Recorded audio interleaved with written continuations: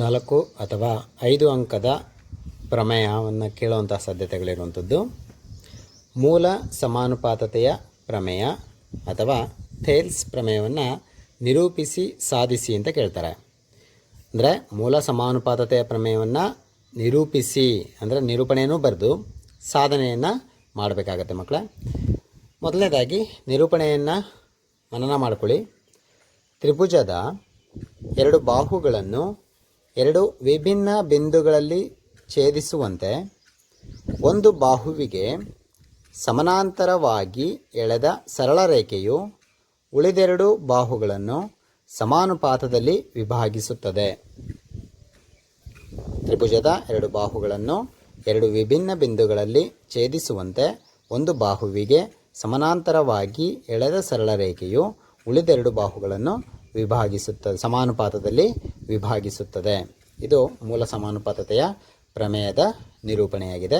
ಈ ನಿರೂಪಣೆಯನ್ನು ನೀವು ನೆನಪಿನಲ್ಲಿಟ್ಕೊಳ್ಬೇಕು. ಪ್ರಶ್ನೆನ ಈ ರೀತಿ ಕೇಳ್ತಾರೆ, ಮೂಲ ಸಮಾನುಪಾತತೆಯ ಪ್ರಮೇಯವನ್ನು ನಿರೂಪಿಸಿ ಸಾಧಿಸಿ ಅಂತ ಕೇಳ್ಬೋದು, ಅಥವಾ ಥೇಲ್ಸ್ ಪ್ರಮೇಯವನ್ನು ನಿರೂಪಿಸಿ ಸಾಧಿಸಿ ಅಂತ ಕೇಳ್ಬೋದು. ಹಾಗಾದರೆ ಆ ರೀತಿ ಪ್ರಶ್ನೆಯನ್ನು ಕೇಳಿದಾಗ ನೀವು ನಿರೂಪಣೆಯೂ ಕೂಡ ಬರೆದು ನಂತರ ಇದಕ್ಕೆ ತಕ್ಕನಾದಂತಹ ಒಂದು ಚಿತ್ರವನ್ನು ಹಾಕಬೇಕಾಗತ್ತೆ. ನೋಡಿ, ಚಿತ್ರ ಏನಾಗಬೇಕು ಅಂತ, ತ್ರಿಭುಜದ ಅಂದರೆ ತ್ರಿಭುಜ ಕೇಳಿರೋದ್ರಿಂದ ಒಂದು ತ್ರಿಭುಜವನ್ನು ರಚನೆಯನ್ನು ಮಾಡಿಕೊಳ್ಬೇಕು. ಆ ತ್ರಿಭುಜಕ್ಕೆ ಹೆಸರುಗಳನ್ನ ಕೊಡಿ. ನೋಡಿ, ಎ, ಬಿ ಮತ್ತು ಸಿ ಅಂತ ಹೆಸರು ಕೊಟ್ಕೊಂಡಿದ್ದೀನಿ. ಎ ಬಿ ಸಿ ಒಂದು ತ್ರಿಭುಜ ಆಗಿದೆ. ತ್ರಿಭುಜದ 2 ಬಾಹುಗಳನ್ನು 2 ವಿಭಿನ್ನ ಬಿಂದುಗಳಲ್ಲಿ ಛೇದಿಸುವಂತೆ 2 ಬಾಹುಗಳನ್ನು 2 ವಿಭಿನ್ನ ಬಿಂದುಗಳಲ್ಲಿ, 2 ಬಾಹುಗಳು ಯಾವ್ಯಾವುದನ್ನು ತಗೊಳ್ಳೋಣ ಅಂದರೆ ಎ ಬಿ ಬಾಹು ತೊಗೊಳ್ಳೋಣ ಮತ್ತು ಎ ಸಿ ಬಾಹುಗಳನ್ನ ತಗೊಳ್ಳೋಣ. ಎ ಬಿ ಮತ್ತು ಎ ಸಿಯ ಮೇಲೆ 2 ವಿಭಿನ್ನ ಬಿಂದುಗಳಲ್ಲಿ, 2 ಬೇರೆ ಬೇರೆ ಬಿಂದುಗಳಲ್ಲಿ, ನೋಡಿ ಇಲ್ಲೊಂದು ಬಿಂದುವನ್ನು ತಗೊಂಡು ಇಲ್ಲೊಂದು ಬಿಂದುವನ್ನು ತಗೊಳ್ಳೋಣ. ಆ 2 ಬೇರೆ ಬೇರೆ ಬಿಂದುಗಳಲ್ಲಿ ಛೇದಿಸುವಂತೆ ಒಂದು ಬಾಹುವಿಗೆ ಸಮಾನಾಂತರವಾಗಿ, ಒಂದು ಬಾಹುವಿಗೆ ಅಂದರೆ ಈಗ 2 ಬಾಹುಗಳನ್ನು ತೊಗೊಂಡ್ಬಿಟ್ಟಿದ್ದೀವಿ, ಉಳಿದಿರುವಂಥ ಒಂದು ಬಾಹು ಯಾವುದು, ಬಿ ಸಿ ಬಾಹು. ಈ ಬಿ ಸಿ ಬಾಹುವಿಗೆ ಸಮಾನಾಂತರವಾಗಿ ಎಳೆದ ಸರಳ ರೇಖೆ, ಅರ್ಥ ಆಗ್ತಿದೆ ಮಕ್ಕಳ? ಸಮಾನಾಂತರವಾಗಿ ಎಳೆದ ಸರಳ ರೇಖೆ ಅಂತಂದರೆ ನೋಡಿ, ಈ ರೀತಿ ಒಂದು ಸಮಾನಾಂತರವಾದಂತಹ ಸರಳ ರೇಖೆಯನ್ನು ನಾವು ಎಳ್ಕೊತಾ ಇದ್ದೀವಿ.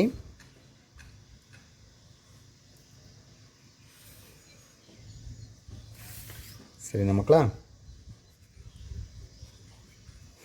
ಸಮಾನಾಂತರವಾದಂತಹ ಸರಳ ರೇಖೆಯನ್ನು ರಚಿಸ್ಕೊಂಡಿದ್ದೀವಿ.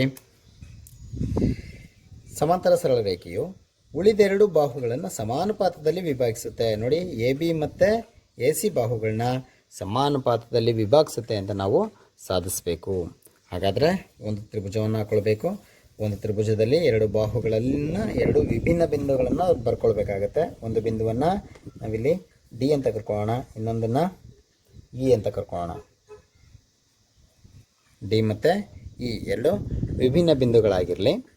ಈ 2 ವಿಭಿನ್ನ ಬಿಂದುಗಳಲ್ಲಿ ಒಂದು ಬಾಹುವಿಗೆ ಸಮಾನಾಂತರವಾಗಿ ಒಂದು ಸರಳ ರೇಖೆಯನ್ನು ಎಳಿತಾ ಇದ್ದೀನಿ. ಅಂದರೆ ಡಿ ಇ ಸರಳ ರೇಖೆಯನ್ನು ಎಳೆದಿದ್ದೀನಿ.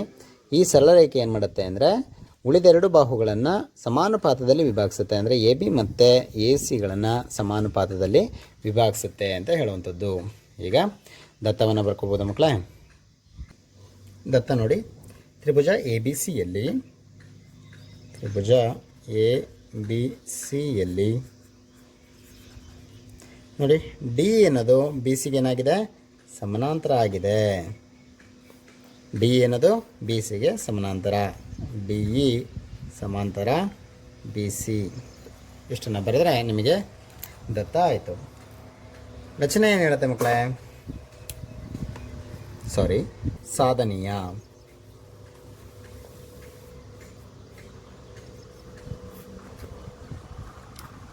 ಸಾಧನೀಯ ನೋಡಿ, ನಾವೇನನ್ನ ಸಾಧನೆ ಮಾಡಬೇಕು ಅನ್ನೋದನ್ನ ನಿರೂಪಣೆಯನ್ನೆಲ್ಲ ಕೊಟ್ಟಿರ್ತಾರೆ. ತ್ರಿಭುಜದ 2 ಬಾಹುಗಳನ್ನು 2 ವಿಭಿನ್ನ ಬಿಂದುಗಳಲ್ಲಿ ಛೇದಿಸುವಂತೆ ಒಂದು ಬಾಹುವಿಗೆ ಸಮಾನಾಂತರವಾಗಿ ಎಳೆದಂಥ ಸರಳ ರೇಖೆ. ನೋಡಿ, ಸಮಾನಾಂತರವಾಗಿ ಒಂದು ಬಾಹುವಿಗೆ ಸಮಾಂತರವಾಗಿ ಸರಳ ರೇಖೆಯನ್ನು ಎಳ್ಕೊಂಡಿದ್ದೀವಿ ಅಂದರೆ ಅದು ದತ್ತ ಆಯಿತು. ಸಾಧನೆ ಮಾಡಬೇಕಾಗಿರುವಂಥದ್ದು ಸಮಾಂತರವಾಗಿ ಎಳೆದಂತಹ ಸರಳ ರೇಖೆ ಉಳಿದೆರಡು ಬಾಹುಗಳನ್ನ ಏನು ಮಾಡುತ್ತೆ ಅಂತ ಕೇಳುವಂಥದ್ದು. ಉಳಿದೆರಡು ಬಾಹುಗಳನ್ನ ಏನು ಮಾಡಿದೆ, ಸಮಾನುಪಾತದಲ್ಲಿ ವಿಭಾಗಿಸಿದೆ. ಅದನ್ನೇ ನಾವು ಸಾಧನೀಯದಲ್ಲಿ ಬರ್ಕೋಬೇಕು. ನಾವು ಅದನ್ನೇ ಸಾಧನೆ ಮಾಡಬೇಕಾಗಿರುವಂಥದ್ದು. ಉಳಿದೆರಡು ಬಾಹುಗಳು ಯಾವುದು, ಎ ಬಿ ಮತ್ತು ಎ ಸಿ ಸಮಾನುಪಾತ ಆಗಿರುವಂಥದ್ದು. ನೋಡಿ, ಎ ಡಿ ಮತ್ತು ಡಿ ಬಿ ಇದೆಷ್ಟಿರುತ್ತೋ A E divide by E C ಅದು ಕೂಡ ಅಷ್ಟೇ ಇರುತ್ತೆ ಅಂತ ಸಾಧನೆ ಮಾಡಬೇಕು. ಅಂದರೆ ಎ ಡಿ ನೋಡಿ ಇಲ್ಲಿಂದ ಇಲ್ಲಿಗಿರುವಂತಹ ಉದ್ದ ಡಿವೈಡ್ ಬೈ ಡಿಯಿಂದ B is equal to A ಇಂದ ಇ ಡಿವೈಡ್ ಬೈ ಎ ಇಂದ ಸಿ. ಸಾಧನೆಯ ಈ ರೀತಿ ಆಗುತ್ತೆ ಮಕ್ಕಳೇ. ಸಾಧನೆಯನ್ನು ಮಾಡಲಿಕ್ಕೆ ನಮಗೆ ರಚನೆ ಅವಶ್ಯಕತೆ ಇರುತ್ತೆ. ಹಾಗಾದರೆ ರಚನೆಯನ್ನು ಏನು ಮಾಡ್ತೀವಿ ಅಂತಂದರೆ ನೋಡಿ, ಎ ಡಿಗೆ ಇ ಇಂದ ಒಂದು ಲಂಬವನ್ನು ರಚಿಸಬೇಕು. ಹಾಗೆಯೇ ಎ ಇಗೆ ಡಿ ಇಂದ ಒಂದು ಲಂಬವನ್ನು ರಚಿಸಬೇಕು.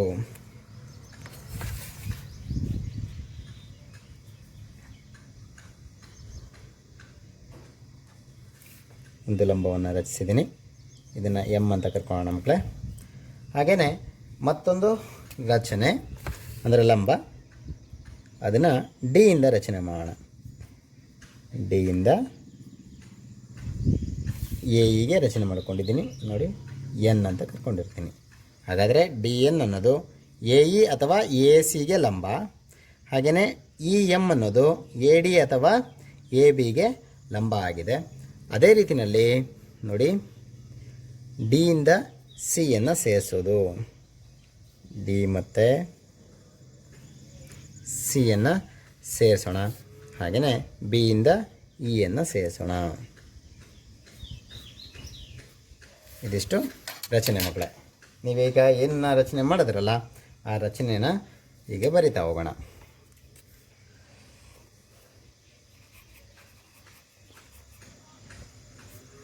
ರಚನೆ ಏನು ಮಾಡಿದ್ರಿ ಮಕ್ಕಳೇ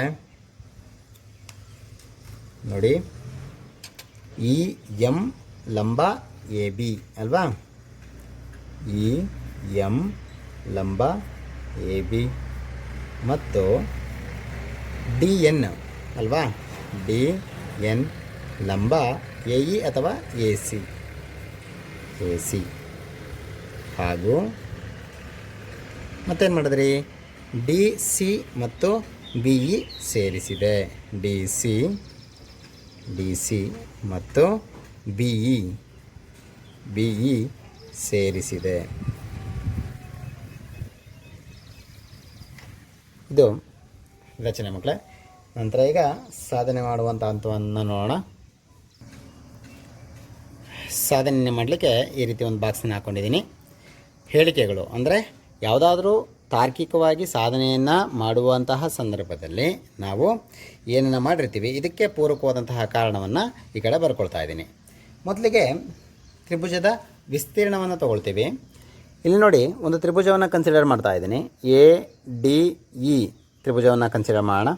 ಹಾಗೆಯೇ ಮತ್ತೊಂದು ತ್ರಿಭುಜ ನೋಡಿ, ಡಿ ಇ ಬಿ ಈ ಭಾಗವನ್ನು ಕನ್ಸಿಡರ್ ಮಾಡುವಂಥದ್ದು. ಗೊತ್ತಾಯ್ತಾ ಮಕ್ಕಳ? ಎ ಡಿ ಇ ತ್ರಿಭುಜವನ್ನು ಕನ್ಸಿಡರ್ ಮಾಡೋದು. ಮತ್ತೊಂದು ಸಲ ಡಿ ಇ ಬಿ ಈ ಭಾಗದ ತ್ರಿಭುಜವನ್ನು ಕನ್ಸಿಡರ್ ಮಾಡೋದು. ಗೊತ್ತಾಯ್ತಾ ಮಕ್ಕಳ? ಅದರ ವಿಸ್ತೀರ್ಣಗಳನ್ನ ಬರ್ಕೊಳ್ಳೋಣ. ಈಗ ವಿಸ್ತೀರ್ಣ ತ್ರಿಭುಜ A D E divide by ವಿಸ್ತೀರ್ಣ ತ್ರಿಭುಜ ನೋಡಿ D E B is equal to ಏನಾಗುತ್ತೆ, ವಿಸ್ತೀರ್ಣದ ಸೂತ್ರ ಗೊತ್ತಿದೆ ನಿಮಗೆ, ಅರ್ಧ ಇಂಟು ಪಾದ ಇಂಟು ಎತ್ತರ. ನೋಡಿ, ತ್ರಿಭುಜ ಎ ಡಿ ಇಯ ವಿಸ್ತೀರ್ಣ, ಎ ಡಿ ಇಯ ವಿಸ್ತೀರ್ಣ ಎ ಡಿ ಪಾದವಾಗಿರಲಿ, ಇ ಎಮ್ ಎತ್ತರ ಆಗುತ್ತೆ. ಹಾಗಾದರೆ ಅರ್ಧ ಇಂಟು ಪಾದ ಯಾವುದು ಮಕ್ಕಳೇ? ಎ ಡಿ ಪಾದ ಆದರೆ ಇಂಟು ಎತ್ತರ ಇ ಎಮ್ ಆಗುತ್ತೆ ಅಲ್ವಾ, ಡಿವೈಡ್ ಬೈ ವಿಸ್ತೀರ್ಣ ತ್ರಿಭುಜ ಡಿ ಇ ಬಿಯನ್ನು ತಗೊಂಡಾಗ ನೋಡಿ, ಇದನ್ನು ಪಾದ ತೊಗೊಳ್ಳೋಣ, ಡಿ ಬಿ ಅರ್ಧ ಇಂಟು ಪಾದ ಯಾವುದು? ಡಿ ಬಿ ಇಂಟು ನೋಡಿ ಎತ್ತರ ಇ ಎಮ್ ಎ ಆಗುತ್ತೆ. ಯಾಕೆ ಅಂತಂದರೆ ಇದು ವಿಶಾಲ ಕೋನ ತ್ರಿಭುಜ ಆಗುತ್ತೆ. ವಿಶಾಲ ಕೋನ ತ್ರಿಭುಜಕ್ಕೆ ಇ ಎಮ್ ಲಂಬ ಹೊರಗಡೆ ಇರುತ್ತೆ. ಸರಿನಾ ಮಕ್ಕಳ? ನೋಡಿ ಯಾವ್ಯಾವುದು ಕ್ಯಾನ್ಸಲ್ ಆಗುತ್ತೆ ಅಂತ ಅಬ್ಸರ್ವ್ ಮಾಡಿ ಮಕ್ಕಳೇ. ಅರ್ಧ ಕ್ಯಾನ್ಸಲ್ ಆಗುತ್ತೆ. ಹಾಗೆಯೇ ಇ ಎಮ್ ಕ್ಯಾನ್ಸಲ್ ಆಗುತ್ತೆ. ಉಳ್ಕೊಂಡಿರೋದು A D divide by D B, A D divide by D B. ಸರಿನಾ ಮಕ್ಕಳ? ಕಾರಣ ಏನು ಬರೀತೀರಾ ಇಲ್ಲಿ? ತ್ರಿಭುಜದ ವಿಸ್ತೀರ್ಣ ಇಸ್ ಈಕ್ವಲ್ ಟು ಅರ್ಧ ಇಂಟು ಪಾದ ಇಂಟು ಎತ್ತರ. ಸರಿನಾ ಮಕ್ಕಳ?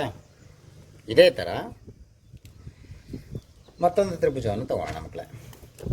ಯಾವ ತ್ರಿಭುಜವನ್ನು ತಗೊಳ್ತಾ ಇದ್ದೀನಿ ಗೊತ್ತಾ? ಎ ಡಿ ಇ, ಮೇಲ್ಗಡೆ ತ್ರಿಭುಜ ಹಾಗೇ ಇರಲಿ, ಅದನ್ನೇ ತಗೊಳ್ತಾ ಇದ್ದೀನಿ. ವಿಸ್ತೀರ್ಣ ತ್ರಿಭುಜ A D E divide by ವಿಸ್ತೀರ್ಣ ತ್ರಿಭುಜ. ನೋಡಿ, ಆವಾಗಲೇ ಡಿ ಇ ಬಿನ ತೊಗೊಂಡಿದ್ದೀರಲ್ವಾ, ಈ ಭಾಗವನ್ನು ಬಿಟ್ಬಿಡಿ.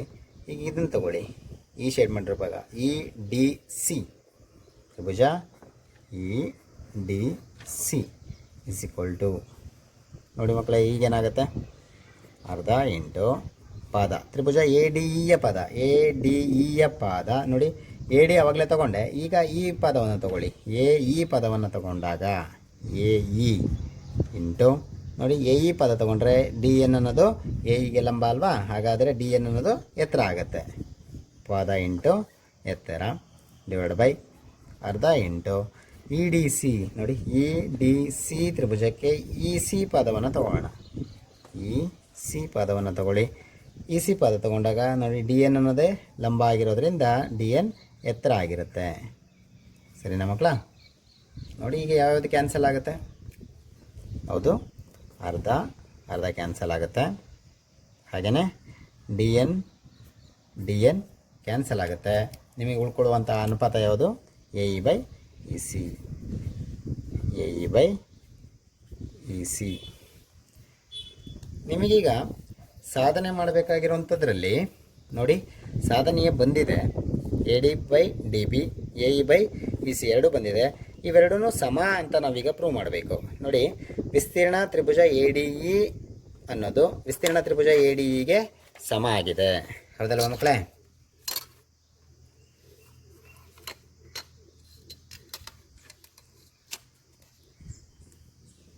ಆದರೆ ವಿಸ್ತೀರ್ಣ ತ್ರಿಭುಜ ಡಿ ಇ ಬಿ ಅನ್ನೋದು ಡಿ ಇ ಬಿಯ ವಿಸ್ತೀರ್ಣ ಇ ಡಿ ಸಿಯ ವಿಸ್ತೀರ್ಣಕ್ಕೆ ಸಮಾನ ಅಂತ ನಮಗಿನ್ನೂ ಗೊತ್ತಿಲ್ಲ.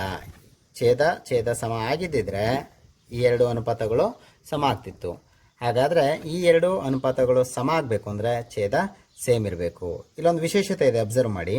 ಡಿ ಇ ಬಿ ಅನ್ನೋದು ಡಿ ಇ ಪಾದದ ಮೇಲಿರುವಂತಹ ತ್ರಿಭುಜ. ಇ ಡಿ ಸಿ ಅನ್ನೋದು ಇ ಡಿ ಅಂದರೆ ಡಿ ಇ ಪಾದದ ಮೇಲಿರುವಂಥನೇ ತ್ರಿಭುಜ. ಒಂದೇ ಪಾದದ ಮೇಲಿರುವಂಥ ಎರಡು ತ್ರಿಭುಜಗಳು. ಡಿ ಇ ಅನ್ನೋದು ಬಿ ಸಿಗೆ ಸಮಾನಾಂತರ ಆಗಿದೆ ಅಲ್ವಾ. ಈ ಸಮಾನಾಂತರ ರೇಖೆಗಳ ನಡುವೆ ಒಂದೇ ಪಾದದ ಮೇಲಿರುವಂತಹ ತ್ರಿಭುಜಗಳಾಗಿರೋದ್ರಿಂದ ಈ ಎರಡು ತ್ರಿಭುಜಗಳ ವಿಸ್ತೀರ್ಣಗಳು ಕೂಡ ಸಮ. ಹಾಗಾದರೆ ಏನು ಹೇಳ್ಬೋದು ಮಕ್ಕಳ? ಇಲ್ಲಿ ವಿಸ್ತೀರ್ಣ ತ್ರಿಭುಜ ಡಿ ಇ ಬಿ ಅನ್ನೋದು ವಿಸ್ತೀರ್ಣ ತ್ರಿಭುಜ ಇ ಡಿ ಸಿಗೆ ಸಮ. ಕಾರಣ ಏನು ಕೊಡ್ತೀರಾ ಮಕ್ಕಳ ಇದಕ್ಕೆ?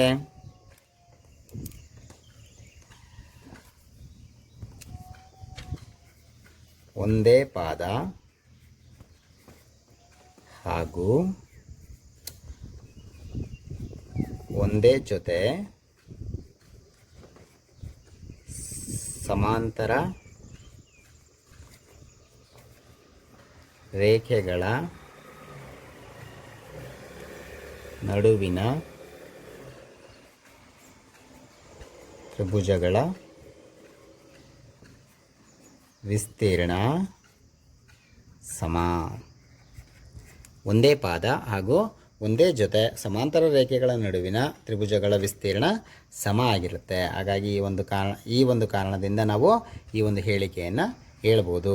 ಹಾಗಾದರೆ ನೋಡಿ, ಇದು ಛೇದ, ಇದರೆಲ್ಲ ಇರುವಂಥ ಛೇದ ಎರಡು ಕೂಡ ಸೇಮ್ ಆಗಿರೋದ್ರಿಂದ ಇದಿಷ್ಟು ಅನುಪಾತಕ್ಕೆ ಸಮ ಅಲ್ವಾ. ಈ ಅನುಪಾತಗಳು ಸಮ ಆದರೆ ಈ ಅನುಪಾತಗಳು ಕೂಡ ಸಮ ಆಗಿರುತ್ತೆ. ದೇರ್ಫೋರ್ ಈ ಅನುಪಾತವನ್ನು ಬರೀರಿ. A D divide by D B is equal to A E by E C ಸಾಧಿಸಿದೆ.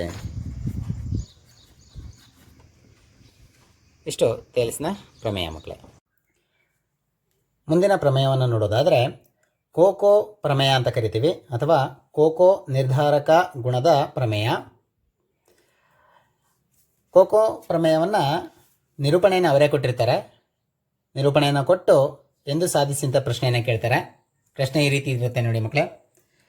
ಎರಡು ತ್ರಿಭುಜಗಳು ಸಮಕೋನೀಯಗಳಾಗಿದ್ದರೆ ಅವುಗಳ ಅನುರೂಪ ಬಾಹುಗಳು ಸಮಾನುಪಾತದಲ್ಲಿರುತ್ತವೆ. ಆದ್ದರಿಂದ ಆ ಎರಡು ತ್ರಿಭುಜಗಳು ಸಮರೂಪವಾಗಿರುತ್ತವೆ ಎಂದು ಸಾಧಿಸಿ. ಈ ಥರ ನಿರೂಪಣೆಯನ್ನು ಕೊಟ್ಟಿರ್ತಾರೆ. ಇನ್ನೊಂದ್ಸಲ ನಿರೂಪಣೆ ನೋಡಿಕೊಳ್ಳಿ ಮಕ್ಕಳೇ. ಎರಡು ತ್ರಿಭುಜಗಳು ಸಮಕೋನೀಯಗಳಾಗಿದ್ದರೆ ಅವುಗಳ ಅನುರೂಪ ಬಾಹುಗಳು ಸಮಾನುಪಾತದಲ್ಲಿರುತ್ತವೆ. ಆದ್ದರಿಂದ ಆ ಎರಡು ತ್ರಿಭುಜಗಳು ಸಮರೂಪವಾಗಿರುತ್ತವೆ ಎಂದು ಸಾಧಿಸಿ. ಇದಕ್ಕೆ ಸಂಬಂಧಿಸಿದಂತೆ ಈಗ ತಾರ್ಕಿಕ ಸಾಧನೆಯನ್ನು ನೋಡ್ತಾ ಹೋಗೋಣ ಮಕ್ಕಳೇ. ಮೊದಲಿಗೆ ನಾವು ಚಿತ್ರವನ್ನು ಹಾಕ್ಕೊಳ್ಬೇಕಾಗತ್ತೆ. ಏನು ಚಿತ್ರವನ್ನು ಹಾಕ್ಕೊಳ್ಬೇಕಾಗತ್ತೆ ನೋಡಿ. ಎರಡು ತ್ರಿಭುಜಗಳು ಸಮಕೋನೀಯಗಳಾಗಿದ್ದರೆ, ಅಂದರೆ ಸಮಕೋನೀಯಗಳಾಗಿರುವಂತಹ ಎರಡು ತ್ರಿಭುಜಗಳನ್ನ ನಾವೀಗ ರಚನೆಯನ್ನು ಮಾಡ್ಕೋಬೇಕು. ಅಂದರೆ ಎರಡು ತ್ರಿಭುಜಗಳನ್ನು ರಚನೆ ಮಾಡ್ಕೊಳ್ಳಿ ನೋಡಿ. ಎರಡು ತ್ರಿಭುಜಗಳನ್ನ ರಚನೆ ಮಾಡ್ಕೊಂಡಿದ್ದೀನಿ. ಇಲ್ಲಿ ಸಮಕೋನೀಯಗಳಾಗಿರುವಂತಹ ತ್ರಿಭುಜವನ್ನು ರಚನೆ ಮಾಡ್ಕೊಂಡಿದ್ದೀನಿ.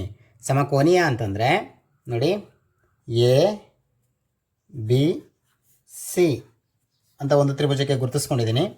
ಹಾಗೆಯೇ ಮತ್ತೊಂದು ತ್ರಿಭುಜಕ್ಕೆ ಡಿ ಇ ಎಫ್ ಈ ರೀತಿ ಹೆಸರು ಕೊಟ್ಕೊಳ್ಳೋಣ.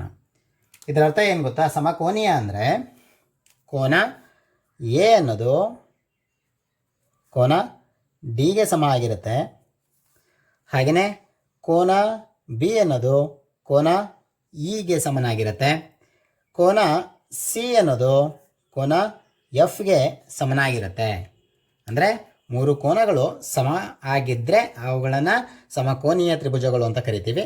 ಹಾಗಾದರೆ ಎ ಬಿ ಸಿ ತ್ರಿಭುಜ ಮತ್ತು ಡಿ ಎಫ್ ತ್ರಿಭುಜ ಎರಡು ಕೂಡ ಸಮಕೋನೀಯ ತ್ರಿಭುಜಗಳು ಅಂತ ತಗೊಂಡಿದ್ದೀವಿ. ಅರ್ಥ ಆಯ್ತಾ ಮಕ್ಕಳ? ಈಗ ಸಮಕೋನೀಯ ತ್ರಿಭುಜಗಳನ್ನ ತಗೊಂಡಿದ್ದೀವಿ. ಅವುಗಳ ಅನುರೂಪ ಬಾಹುಗಳು ಯಾವ ಅನುರೂಪ ಬಾಹುಗಳಾಗುತ್ತೆ ನೋಡಿ. ಎಗೆ ಡಿ ಅನುರೂಪ ಕೋನ ಆಗಿದೆ, ಬಿಗೆ ಇ ಅನುರೂಪ ಕೋನ ಆಗಿದೆ. ಹಾಗಾದರೆ ಎ ಬಿಗೆ ಡಿ ಇ ಅನುರೂಪ ಬಾಹು ಆಗುತ್ತೆ. ಅರ್ಥ ಆಯ್ತಾ ಮಕ್ಕಳೇ? ಎ ಸಿಗೆ ಡಿ ಎಫ್ ಅನ್ನೋದು ಅನುರೂಪ ಬಾಹು ಆಗುತ್ತೆ. ಬಿ ಸಿಗೆ ಇ ಎಫ್ ಅನ್ನೋದು ಅನುರೂಪ ಬಾಹು ಆಗುತ್ತೆ. ಈ ಅನುರೂಪ ಬಾಹುಗಳು ಸಮಾನುಪಾತದಲ್ಲಿರುತ್ತೆ. ಅಂದರೆ A B divide by D E ಅನ್ನೋದು ಎ ಸಿ ಬೈ ಡಿ ಎಫ್ಗೆ ಸಮ, ಬಿ ಸಿ ಬೈ ಇ ಎಫ್ಗೆ ಸಮ ಆಗಿರುತ್ತೆ ಅನ್ನೋದನ್ನು ನಾವು ಸಾಧನೆಯನ್ನು ಮಾಡಬೇಕು. ಆ ಅನುಪಾತಗಳೇನಾದ್ರು ಸಮನಾಗಿದ್ದರೆ ಆ ಎರಡು ತ್ರಿಭುಜಗಳು ಸಮರೂಪವಾಗಿರ್ತವೆ. ಅಂದರೆ ಎ ಬಿ ಸಿ ತ್ರಿಭುಜ ಡಿ ಎಫ್ ತ್ರಿಭುಜಕ್ಕೆ ಏನಾಗಿರುತ್ತೆ? ಸಮರೂಪಿಯಾಗಿರುತ್ತೆ ಅನ್ನೋದನ್ನು ನಾವೀಗ ಸಾಧನೆಯನ್ನು ಮಾಡಬೇಕಾಗತ್ತೆ. ಹಾಗಾದರೆ ಮೊದಲಿಗೆ ಏನು ಬರ್ಕೊಳ್ಬೇಕು? ದತ್ತವನ್ನು ಬರ್ಕೊಳ್ಳೋಣ. ದತ್ತವನ್ನು ನೋಡೋದಾದರೆ ಎರಡು ತ್ರಿಭುಜಗಳನ್ನ ಅಬ್ಸರ್ವ್ ಮಾಡಿ ಮಕ್ಕಳೇ. ಆ ಎರಡು ತ್ರಿಭುಜಗಳು ಎ ಬಿ ಸಿ ಮತ್ತು ಡಿ ಎಫ್ಗಳಲ್ಲಿ ನೋಡಿ, ತ್ರಿಭುಜ ಎ ಬಿ ಸಿ ಮತ್ತು ತ್ರಿಭುಜ ಡಿ ಇ ಎಫ್ಗಳಲ್ಲಿ ಏನು ಸಾಮ್ಯತೆಯನ್ನು ಕಾಣಿಸ್ತದೆ ನಿಮಗೆ? ಕೋನ ಎ ಅನ್ನೋದು ಕೋನ ಡಿಗೆ ಸಮ, ಹೌದಲ್ವಾ? ಕೋನ ಎ ಈಸ್ ಈಕ್ವಲ್ ಟು ಕೋನ ಡಿಗೆ ಸಮ. ಆಮೇಲೆ ಕೋನ ಬಿ ಅನ್ನೋದು ಕೋನ ಇಗೆ ಸಮ, ಹೌದಲ್ವಾ? ಹಾಗೆಯೇ ಕೋನ ಸಿ ಅನ್ನೋದು ಕೋನ ಎಫ್ಗೆ ಸಮ. ನೋಡಿ, ದತ್ತ ಇಷ್ಟೇ, ಮುಗೀತಲ್ವಾ ದತ್ತ?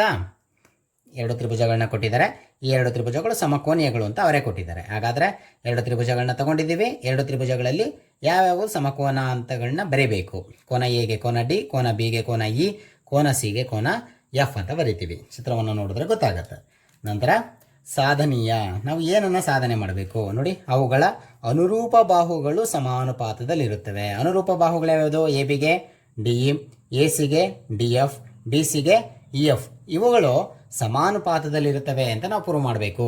ಸಮಾನುಪಾತ ಅಂದರೆ ಮಕ್ಕಳೇ ಅನುಪಾತವನ್ನು ಬರಿತಾ ಹೋಗುವಂಥದ್ದು. ಈಗ ಆಲ್ರೆಡಿ ಟೇಲ್ಸ್ನ ಪ್ರಮೇಯದಲ್ಲಿ ಅನುಪಾತಗಳನ್ನ ಹೇಗೆ ಬರೆಯೋದು ಅನ್ನೋದನ್ನು ಕಲ್ತ್ಕೊಂಡಿದ್ದೀರಿ. ಅದೇ ರೀತಿಯಲ್ಲಿ ಈಗ ಅನುಪಾತವನ್ನು ಬರೆಯೋಣ. ಸಾಧನೀಯ ನೋಡಿ ಮಕ್ಕಳೇ, ಎ ಬಿಗೆ ಡಿ ಇ ಅನುರೂಪ ಬಾಹು. ಹಾಗಾದರೆ A B divide by D E is equal to next B C ತಗೋಣ. ಬಿ ಸಿಗೆ ಅನುರೂಪ ಬಾಹು ಇ ಎಫ್. ಹಾಗಾದರೆ ಇ ಎಫನ್ನು ತಗೊಳ್ಬೇಕಿಲ್ಲಿ. ಇಸ್ ಈಕ್ವಲ್ ಟು ಇನ್ನೊಂದು ಬಾಹು ಯಾವುದು? A C. ಎ ಸಿಗೆ ಅನುರೂಪವಾಗಿರುವಂಥ ಬಾಹು ಯಾವುದು? D F. ನೋಡಿ, ಇದನ್ನು ನಾವು ಸಾಧನೆಯನ್ನು ಮಾಡಬೇಕು. ಇದನ್ನು ಸಾಧನೆಯನ್ನು ಮಾಡೋದಕ್ಕೆ ನಾವು ಥೇಲ್ಸ್ನ ಪ್ರಮೇಯವನ್ನು ಇಲ್ಲಿ ಬಳಕೆ ಮಾಡಿಕೊಳ್ಬೇಕು. ಥೇಲ್ಸ್ನ ಪ್ರಮೇಯ ಏನು ಹೇಳುತ್ತೆ ಮಕ್ಕಳೇ? ಎ ಬಿ ಸಿ ತ್ರಿಭುಜದಲ್ಲಿ ಯಾವುದಾದ್ರೂ ಒಂದು ಬಾಹು ಬಿ ಸಿಗೆ ಸಮಾನಾಂತರವಾಗಿದ್ದರೆ ಆ ಸಮಾಂತರ ರೇಖೆ ಎ ಬಿ ಮತ್ತು ಎ ಸಿಯನ್ನು ಸಮಾನುಪಾತದಲ್ಲಿ ವಿಭಾಗಿಸುತ್ತೆ ಅಂತ ನಿಮಗೆ ಕಲ್ತಿದ್ದೀರಾ. ಅದನ್ನು ಬಳಕೆ ಮಾಡಿಕೊಂಡು ನಾವು ಈ ಅನುಪಾತಗಳನ್ನು ಸಾಧನೆಯನ್ನು ಮಾಡಲಿಕ್ಕೆ ಅವಕಾಶ ಇದೆ. ಹಾಗಾಗಿ ನಮಗೆ ಬಿ ಸಿಗೆ ಸಮಾನಾಂತರವಾಗಿರುವಂತಹ ಒಂದು ಸರಳ ರೇಖೆ ಬರಬೇಕು. ಅದಕ್ಕೆ ಯಾವ ರೀತಿ ರಚನೆಯನ್ನು ಮಾಡಿಕೊಳ್ಬೇಕು ಅನ್ನೋದನ್ನು ಈಗ ನೋಡಿ ಮಕ್ಕಳೇ. ರಚನೆಯ ಹಂತದಲ್ಲಿ ಎ ಬಿ ಮೇಲೆ ಒಂದು ಬಿಂದುವನ್ನು ಗುರುತು ಮಾಡಬೇಕು. ಹಾಗೆಯೇ ಎ ಸಿ ಮೇಲೆ ಒಂದು ಬಿಂದುವನ್ನು ಗುರುತು ಮಾಡಬೇಕು. ಹೇಗೆ ಮಾಡಬೇಕು ಅಂದರೆ, ಡಿ ಇ ಎಷ್ಟಿರುತ್ತೋ ಅಷ್ಟೇ ಉದ್ದ ಇರೋ ಹಾಗೆ ಎ ಇಂದ ಆ ಬಿಂದುವನ್ನು ಗುರುತು ಮಾಡಿರ್ತೀರಲ್ಲ ಎ ಬಿ ಮೇಲೆ, ಅಷ್ಟು ಉದ್ದ ಇರಬೇಕು. ಅಂದರೆ ಎ ಇಂದ ಇಲ್ಲಿ ಒಂದು ಬಿಂದುವನ್ನು ಗುರುತು ಮಾಡಿರ್ತೀರಲ್ಲ, ಅದರ ಉದ್ದ ಎಷ್ಟಿರಬೇಕು ಅಂದರೆ ಡಿ ಇ ಎಷ್ಟಿರಬೇಕು. ಅರ್ಥ ಆಯ್ತಾ ಮಕ್ಕಳ? ಅದೇ ಥರ ಎ ಸಿ ಮೇಲೆ ಒಂದು ಬಿಂದುವನ್ನು ಗುರುತು ಮಾಡಿ ಅಂತ ಹೇಳಿದ್ನಲ್ಲ, ಆ ಬಿಂದುವಿನಿಂದ ಎಗೆ ಎಷ್ಟು ಉದ್ದ ಇರುತ್ತೋ ಅಷ್ಟೇ ಉದ್ದ ಡಿ ಎಫ್ನಷ್ಟು ಇರಬೇಕು. ಅರ್ಥ ಆಯ್ತಾ ಮಕ್ಕಳೇ? ಈಗ ಅಕ್ಷರಗಳಲ್ಲಿ ಹೇಳ್ತೀನಿ. ಎಕ್ಸ್ ಬಿಂದುವನ್ನು ಎ ಬಿ ಮೇಲೆ ಗುರುತಿಸ್ಬೇಕು. ಎಕ್ಸ್ ಬಿಂದುವನ್ನು ಎ ಬಿ ಮೇಲೆ ಗುರುತಿಸ್ಬೇಕು. ಹಾಗಾದರೆ ಎ ಇಂದ ಎಕ್ಸು ಎಷ್ಟಿರಬೇಕು? ಎ ಎಕ್ಸು ಡಿ ಇ ಎಷ್ಟಿರಬೇಕು. ಅರ್ಥ ಆಯ್ತಾ ಮಕ್ಕಳೇ? ಹಾಗೆಯೇ ಎ ಸಿಯ ಮೇಲೆ ವೈ ಬಿಂದುವನ್ನು ಗುರುತಿಸ್ಬೇಕು. ಎ ವೈ ಎಷ್ಟಿರುತ್ತೋ ಡಿ ಎಫ್ನಷ್ಟಿರಬೇಕು. ಎ ವೈ ಎಷ್ಟು ಉದ್ದ ಇರಬೇಕು? ಡಿ ಎಫ್ನಷ್ಟಿರಬೇಕು. ಆ ರೀತಿ ನಾವು ಎಕ್ಸ್ ಮತ್ತು ವೈ ಬಿಂದುಗಳನ್ನು ಇಲ್ಲಿ ಗುರುತು ಮಾಡಿಕೊಳ್ಬೇಕು. ಆ ಎಕ್ಸ್ ಮತ್ತು ವೈಗಳನ್ನು ಸೇರಿಸಿದ್ರೆ ನಿಮಗೆ ರಚನೆ ಸಿಗುತ್ತೆ. ಎಕ್ಸ್ ಮತ್ತು ವೈಯನ್ನು ಗುರುತಿಸಿ ನೋಡಿ ಮಕ್ಕಳೇ. ಹಾಗೆಯೇ ಎಕ್ಸ್ ವೈಯನ್ನು ಸೇರಿಸ್ತಾ ಇದ್ದೀನಿ ನೋಡಿ. ರಚನೆ ಈ ರೀತಿ ಬರಿತಾ ಇದ್ದೀನಿ.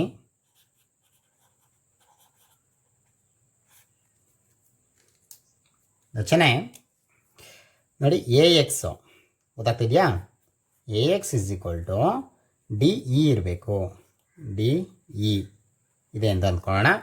ಹಾಗೆಯೇ A Y is equal to D F. ಅರ್ಥ ಆಯ್ತಾ ಮಕ್ಕಳೇ? ಆಗುವಂತೆ ಎಕ್ಸ್ ಮತ್ತು ವೈ ಬಿಂದುಗಳನ್ನ ಗುರುತಿಸಬೇಕು. ಎಕ್ಸ್ ಮತ್ತು ವೈ ಬಿಂದುಗಳನ್ನು ಗುರುತಿಸಿ ಎಕ್ಸ್ ವೈ ಸೇರಿಸಬೇಕು. ಎಕ್ಸ್ ವೈ ಸೇರಿಸಿದೆ. ಅರ್ಥ ಆಯ್ತಾ ಮಕ್ಕಳೇ ರಚನೆ? ಈಗ ಸಾಧನೆಯನ್ನು ಮಾಡೋಣ ಮಕ್ಕಳೇ. ನೋಡಿ ಮಕ್ಕಳೇ, ಈಗ ಸಾಧನೆ ಹಂತದಲ್ಲಿ ಹೇಳಿಕೆಗಳು ಕಾರಣಗಳು ಒಂದು ಕಾಲಮ್ ಹಾಕ್ಕೊಂಡಿದ್ದೀನಿ. ಈಗ ಹೇಳಿಕೆಗಳಲ್ಲಿ ರಚನೆಯನ್ನು ಮಾಡಿದ ಮೇಲೆ ಒಂದು ತ್ರಿಭುಜ ಕಾಣಿಸ್ತಾ ಇದೆಯಾ ನಿಮಗೆ? ಯಾವುದು ತ್ರಿಭುಜ ಅದು? ತ್ರಿಭುಜ ಎ ಎಕ್ಸ್ ವೈ ಹೌದಲ್ವಾ? ಮತ್ತು ತ್ರಿಭುಜ ಡಿ ಇ ಎಫ್. ತ್ರಿಭುಜ ಡಿ ಇ ಎಫ್ಗಳಲ್ಲಿ ಎರಡು ತ್ರಿಭುಜಗಳು ಬೇರೆ ಬೇರೆ ಇತ್ತಲ್ವ ಮಕ್ಕಳೇ? ಎ ಬಿ ಸಿ ಒಂದಿತ್ತು, ಡಿ ಇ ಎಫ್ ಒಂದಿತ್ತು. ಈ ತ್ರಿಭುಜ ಇದರೊಳಗಡೆ ಐಕ್ಯವಾಗೋ ಹಾಗೆ ನಾನು ಬರ್ಕೊಳ್ತಾ ಇದ್ದೀನಿ. ಅದಕ್ಕೋಸ್ಕರ ಆ ರೀತಿ ರಚನೆ ಮಾಡ್ಕೊಂಡಿದ್ದೀನಿ. ಇವೆರಡು ಸರ್ವ ಸಮಾನ ಅಂತ ನಾವೀಗ ಸಾಧನೆಯನ್ನು ಮಾಡ್ಕೊಳ್ಬೇಕು. ಮೊದಲು ತ್ರಿಭುಜ ಎ ಎಕ್ಸ್ ವೈ ಅನ್ನೋದು ತ್ರಿಭುಜ ಡಿ ಇ ಎಫ್ಗೆ ಸರ್ವ ಸಮಾನ ಅಂತ ಪ್ರೂವ್ ಮಾಡಬೇಕು. ಸರ್ವ ಸಮಾನ ಅಂತ ಪ್ರೂವ್ ಮಾಡೋದಾದರೆ ಗೊತ್ತಿರುವಂಥ ಅಂಶಗಳನ್ನ ಬರ್ಕೊತಾ ಹೋಗಿ. ಕೋನ ಎ ಅನ್ನೋದು ಕೋನ ಡಿಗೆ ಸಮ ಅಲ್ವಾ? ಕೋನ ಎ ಇಸ್ ಈಕ್ವಲ್ ಟು ಕೋನ ಡಿ. ಕಾರಣ ಏನು ಹೇಳ್ತೀರಾ ಮಕ್ಕಳೇ? ದತ್ತ ಅವರೇ ಕೊಟ್ಟಿದ್ದಾರಲ್ವಾ? ಕೋನ ಎ ಇಸ್ ಈಕ್ವಲ್ ಟು ಕೋನ ಡಿ. ನೆಕ್ಸ್ಟು ನೋಡಿ, ಎ ಎಕ್ಸ್ ಅನ್ನೋದು ಡಿ ಇಗೆ ಸಮ ಹೌದಲ್ವಾ? ಎ ಎಕ್ಸ್ ಅನ್ನೋದು ಡಿ ಇಗೆ ಸಮ. ಹಾಗೆಯೇ ಎ ವೈ ಅನ್ನೋದು ಡಿ ಎಫ್ಗೆ ಸಮ. ಎ ವೈ ಅನ್ನೋದು ಡಿ ಎಫ್ಗೆ ಸಮ. ಕಾರಣ ಏನು ಕೊಡ್ತೀರಿ ನೋಡಿ, ಇಲ್ಲಿ ರಚನೆಯಲ್ಲಿ ನೀವು ಹಾಗೇನೆ ಮಾಡ್ಕೊಂಡಿರೋದು. ಹಾಗಾದರೆ ಕಾರಣವನ್ನು ರಚನೆ ಅಂತ ಕೊಡ್ಬೋದು ಹೌದಲ್ವ ಮಕ್ಕಳೇ? ನೋಡಿ, ನಿಮಗೆ 3 ಅಂಶಗಳು ಸಿಕ್ಕಿದೆ. ಒಂದು ಬಾಹು, ಒಂದು ಕೋನ, ಒಂದು ಬಾಹು. ಒಂದು ಬಾಹು, ಒಂದು ಕೋನ, ಒಂದು ಬಾಹು. ಹಾಗಾದರೆ ಬಾ ಸಿದ್ಧಾಂತದ ಪ್ರಕಾರ ಈ ಎರಡು ತ್ರಿಭುಜಗಳು ಸರ್ವಸಮ ಅಂತ ಹೇಳ್ಬೋದಾ? ಹಾಗಾದರೆ ತ್ರಿಭುಜ ಎ ಎಕ್ಸ್ ವೈ ಸರ್ವಸಮ ತ್ರಿಭುಜ ಡಿ ಇ ಎಫ್ ಯಾವ ಆಧಾರದ ಮೇಲೆ ಹೇಳ್ತೀರಿ ಇದು? ಬಾ ಕೋ ಬಾ ಸಿದ್ಧಾಂತ. ಅರ್ಥ ಆಯ್ತಾ ಮಕ್ಕಳೇ? SAS ಸಿದ್ಧಾಂತ, ಪಾಸ್ಟುಲೇಟ್ ಅಂತ ಕರಿತೀವಿ. ಬಾಕೋಬಾ ಸಿದ್ಧಾಂತದ ಆಧಾರದ ಮೇಲೆ ಈ ಎರಡು ತ್ರಿಭುಜಗಳು ಸರ್ವಸಮ ಅಂತ ಹೇಳ್ತೀವಿ. ಈಗ ಈ ಎರಡು ತ್ರಿಭುಜಗಳು ಸರ್ವಸಮ ಆಗಿರೋದ್ರಿಂದ ನಾವು ಮತ್ತೊಂದು ಅಂಶವನ್ನು ಇಲ್ಲಿ ಹೇಳ್ಬೋದು. ಯಾವ ಅಂಶವನ್ನು ಹೇಳ್ಬೋದು ನೋಡಿ, ಕೋನ AXY ಅನ್ನೋದು, ಕೋನ AXY ಅನ್ನೋದು ಕೋನ DEF ಸಮ ಆಗುತ್ತೆ ನೋಡಿ. DEF ಅಲ್ವಾ ಮಕ್ಕಳೇ? ಕೋನ AXY ಕೋನ DEF ಆಗುತ್ತೆ. ಯಾಕಾಗುತ್ತೆ? ಸರ್ವಸಮ ತ್ರಿಭುಜಗಳ ಅನುರೂಪ ಭಾಗಗಳಾಗಿದೆ ಅದು, ಹೌದಲ್ವಾ? ಮತ್ತು ಇನ್ನೊಂದು ಅಂಶವನ್ನು ಏನು ಹೇಳ್ಬೋದು, ಹಾಗೆಯೇ AYX ಕೋನ DFE ಕೋನಕ್ಕೆ ಸಮ ಆಗುತ್ತೆ. ಮತ್ತೊಂದು ಅಂಶ XY ಬಾಹು XY EF ಆಗುತ್ತೆ, EF ಆಗುತ್ತೆ. ಅರ್ಥ ಆಯ್ತಾ ಮಕ್ಕಳೇ? ಕಾರಣ ಇದಕ್ಕೇನು ಕೊಡ್ತೀರಿ? ಸರ್ವಸಮ ತ್ರಿಭುಜಗಳ ಅನುರೂಪ ಭಾಗಗಳು. ಇದನ್ನು CPCT ಅಂತ ಕರಿತೀವಿ. ಸರಿನಾ ಮಕ್ಕಳೇ? ಸರ್ವಸಮ ತ್ರಿಭುಜಗಳ ಅನುರೂಪ ಭಾಗಗಳ ಆಧಾರದ ಮೇಲೆ ಈ ಇಷ್ಟು ಅಂಶಗಳನ್ನು ನಾವಿಲ್ಲಿ ಹೇಳಬಹುದು. ಇಷ್ಟೇ ಅಲ್ಲದಲೇ ನಿಮಗೆ ಒಂದು ಅಂಶ ಗೊತ್ತಿದೆ ನೋಡಿ, AXY ಅನ್ನೋದು DEF ಸಮ, ಈ ಕೋನಕ್ಕೆ ಸಮ ಆಗಿದೆ, ಹೌದಲ್ವಾ?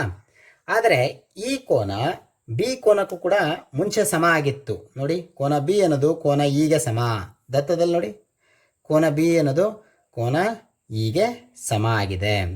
ಹಾಗಾದರೆ ಈ ಒಂದು ಅಂಶದ ಆಧಾರದ ಮೇಲೆ ನೀವೀಗ ನೋಡಿ, ಕೋನ ಬಿ ಕೋನ ಇ ಅಲ್ವಾ? ಕೋನ ಇ ಅಂದರೆ DEF ಅಂತ ಹೇಳ್ಬೋದಾ? ಕೋನ DEF ಅಂತ ಹೇಳ್ಬೋದು. ಇದು ದತ್ತದ ಪ್ರಕಾರ ಗೊತ್ತಿತ್ತು. ಇದು ಕೋನ DEF ಅನ್ನೋದು ಕೋನ AXY ಸಮ ಆಗಿದೆ ನೋಡಿ. ಕೋನ AXY, ಕೋನ DEF ಅನ್ನೋದು ಕೋನ AXY ಸಮ ಆಗಿದೆ ಅಂತ ಒಂದರಿಂದ ನಿಮಗೆ ಗೊತ್ತಾಗಿದೆ, ಹೌದಲ್ವಾ? ಕೋನ DEF ಅನ್ನೋದು ಕೋನ ಬಿಗೆ ಸಮ ಅಂತ ನಿಮಗೆ ದತ್ತದಿಂದ ಗೊತ್ತು. ಹಾಗಾದರೆ ಕಾರಣ ದತ್ತ ಮತ್ತು ಒಂದರಿಂದ ಅಂತ ಹೇಳ್ಬೋದಾ? ನೋಡಿ, ಇಷ್ಟು ಅಂಶವನ್ನು ಹೇಳಿದ ಮೇಲೆ ಇಲ್ಲೊಂದು ಅಂಶವನ್ನು ಗಮನಿಸಿ. ಕೋನ ಬಿ ಅನ್ನೋದು ಕೋನ AXYಗೆ ಸಮ. ಅರ್ಥ ಆಗ್ತಿದೆಯಾ ಮಕ್ಕಳೇ? ಕೋನ ಬಿ ಅನ್ನೋದು ಅಂದರೆ ಇಲ್ಲಿ ಬರಿತಾ ಇದ್ದೀನಿ ನೋಡಿ ಮಕ್ಕಳೇ, ಶೇಡ್ ಮಾಡಿದ್ದೀನಲ್ಲ. ಕೋನ ಬಿ ಅನ್ನೋದು ಕೋನ AXYಗೆ ಸಮ. ಯಾವ ಕೋನಕ್ಕೆ ಸಮ ಆಯಿತು ಅಂತ ಗೊತ್ತಾಯ್ತಾ? ಇದರ ಆಧಾರದ ಮೇಲೆ ಕೋನ ಬಿ ಅನ್ನೋದು ಕೋನ AXYಗೆ ಸಮ ಆಗಿರೋದ್ರಿಂದ ಈ ಎರಡು ಕೋನಗಳು ಅನುರೂಪ ಕೋನಗಳಾಗುತ್ತೆ, ಹೌದಲ್ವ ಮಕ್ಕಳೇ? ಅನುರೂಪ ಕೋನ ಆಗಿರೋದ್ರಿಂದ XY ಅನ್ನೋದು BCಗೆ ಏನಾಗಿರುತ್ತೆ? ಸಮಾನಾಂತರ ಆಗಿರುತ್ತೆ. ಅರ್ಥ ಆಯ್ತಾ ಮಕ್ಕಳೇ? XY ಅನ್ನೋದು BCಗೆ ಸಮಾನಾಂತರವಾಗಿದೆ ಅಂತ ಈ ಒಂದು ಆಧಾರದ ಮೇಲೆ ಹೇಳ್ಬೋದು ನೋಡಿ. XY ಸಮಾಂತರ BC. XY ಸಮಾಂತರ BC ಅಂತ ಯಾಕೆ ಹೇಳ್ತೀರಿ? ಕಾರಣ ಕೋನ ಬಿ ಅನ್ನೋದು ಮತ್ತು ಕೋನ X ಇದು AXY ಇವೆರಡೂ ಎಂಥ ಕೋನಗಳು? ಅನುರೂಪ ಕೋನಗಳು. ಅನುರೂಪ ಕೋನಗಳು ಅನುರೂಪ ಕೋನಗಳಾಗಿರೋದ್ರಿಂದ ಸಮಾಂತರ ಅಂತ ನಾವಿಲ್ಲಿ ಹೇಳ್ಬೋದು. ಈಗ XY ಅನ್ನೋದು BCಗೆ ಸಮಾನಾಂತರವಾಗಿರೋದ್ರಿಂದ ಥೇಲ್ಸ್ ಪ್ರಮೇಯದ ಉಪಪ್ರಮೇಯದ ಪ್ರಕಾರ ನೋಡಿ, AB ಬಾಹು ಮತ್ತು AX ಬಾಹು ಇವೆರಡರ ಅನುಪಾತ AC ಬಾಹು ಮತ್ತು AY ಬಾಹುವಿನ ಅನುಪಾತಕ್ಕೆ, ಹಾಗೆಯೇ BC ಮತ್ತು XY ಬಾಹುಗಳ ಅನುಪಾತಕ್ಕೆ ಸಮ ಆಗಿರುತ್ತೆ ಅಂತ ಥೇಲ್ಸ್ನ ಉಪಪ್ರಮೇಯ ಹೇಳುತ್ತೆ, ಹೌದಲ್ವ ಮಕ್ಕಳೇ? ಹಾಗಾದರೆ ಉಪಪ್ರಮೇಯವನ್ನು ಬರೆಯೋದಾದರೆ ನೋಡಿ, AB ತಗೊಳ್ಬೇಕು, ಹೌದಲ್ವಾ?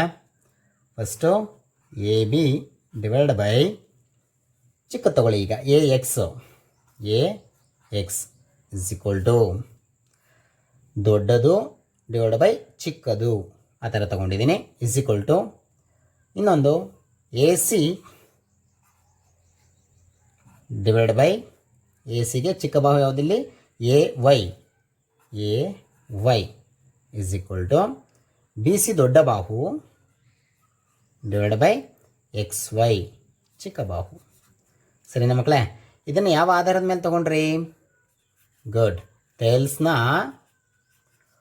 ಉಪಪ್ರಮೇಯ ಥೇಲ್ಸ್ನ ಉಪಪ್ರಮೇಯದ ಆಧಾರದ ಮೇಲೆ ಈ ಒಂದು ನಿರೂಪಣೆಯನ್ನು ಹೇಳಿದ್ರಿ. ನೋಡಿ, ಈಗ ನೀವು ಸಾಧನೆ ಮಾಡಬೇಕಾಗಿರುವಂಥ ಅಂಶ ಹತ್ತಿರದಕ್ಕೆ ಬಂದಿದೆ. ನೋಡಿ, ಸಾಧನೆಯದಲ್ಲಿರೋದು AB/D, ಇಲ್ಲಿ ನಿಮ್ಮ ಹತ್ರ ಇರುವಂಥದ್ದು AB/AX, ಹೌದಲ್ವಾ? BC/EF ಅದು ಹಿಂದೆ ಮುಂದಾಗಿದೆ, ಇರಲಿ, ಎರಡೂ ಕೂಡ ಸಮಾನೆ. BC/XY ಇದೆ, AC/DF, AC/AY ಇದೆ. ನೋಡಿ, DE ಬರಬೇಕು ಅಂದರೆ AX ಬದಲು DE ಆಗಬೇಕು, ಹೌದಲ್ವಾ? ನೋಡಿ, ಇಲ್ಲಿ ಗಮನಿಸಿ, AX = DE ಅಂತ ನೀವು ರಚನೆ ಮಾಡ್ಕೊಂಡ್ಬಿಟ್ಟಿದ್ದೀರಿ. ಹಾಗಾದರೆ AX ಬದಲು DE ಅಂತ ನೀವು ಹಾಕ್ಬೋದಾ? ಸಬ್ಸ್ಟಿಟ್ಯೂಟ್ ಮಾಡಿ. AB ಡಿವೈಡ್ ಬೈ AX ಬದಲು DE ಅಂತ ಹಾಕ್ಬೋದು, = AC ಹಾಗೆ ಬರ್ಕೊಳ್ಳಿ, ಡಿವೈಡ್ ಬೈ AYಯನ್ನು DF ಅಂತ ಬರೀಬೋದು, = BCನ ಹಾಗೆ ಬರ್ಕೊಳ್ಳಿ, ಡಿವೈಡ್ ಬೈ XY ಬೇರೆ ಯಾವುದಕ್ಕಾದ್ರೂ ಸಮ ಆಗುತ್ತಾ? XY ಅನ್ನೋದು ನೋಡಿ EFಗೆ ಸಮ ಆಗುತ್ತೆ ಅಂತ ಇಲ್ಲೆಲ್ಲೋ ಒಂದು ಕಡೆ ಸಾಧನೆ ಮಾಡ್ಕೊಂಡಿದ್ದೀನಿ. ನೋಡಿ, 1ರಿಂದ XY = EF ಅಂತ ಸಾಧನೆ ಮಾಡ್ಕೊಂಡಿದ್ದೀರಾ. ಹಾಗಾದರೆ XY ಬದಲು EF ಅಂತ ಬರೀಬೋದು. ಸರಿನಾ ಮಕ್ಕಳೇ? ನೀವು ಸಾಧನೆ ಮಾಡಬೇಕಾಗಿರುವಂಥ ಅಂಶ ಇಲ್ಲಿ ಬಂದಿದೆ. ಇದಿಷ್ಟನ್ನು ಬರಲಿಕ್ಕೆ ಕಾರಣ ಏನು ಮಕ್ಕಳೇ? ಯಾವ್ಯಾವುದನ್ನು ಬರೆದ್ರಿ? AX = DE, ಹೌದಲ್ವಾ? AX = DE ಅನ್ನೋದು, ಅದಾದಮೇಲೆ DF ಅನ್ನೋದು ಯಾವುದಕ್ಕೆ ಸಮ ಆಗಿತ್ತು? AYಗೆ ಸಮ. ಅಂದರೆ AY ಅನ್ನೋದು DFಗೆ ಸಮ ಆಗಿತ್ತು, ಅದಕ್ಕೋಸ್ಕರ ಬರೆದಿದ್ದೀವಿ. ಹಾಗೆಯೇ XY ಅನ್ನೋದು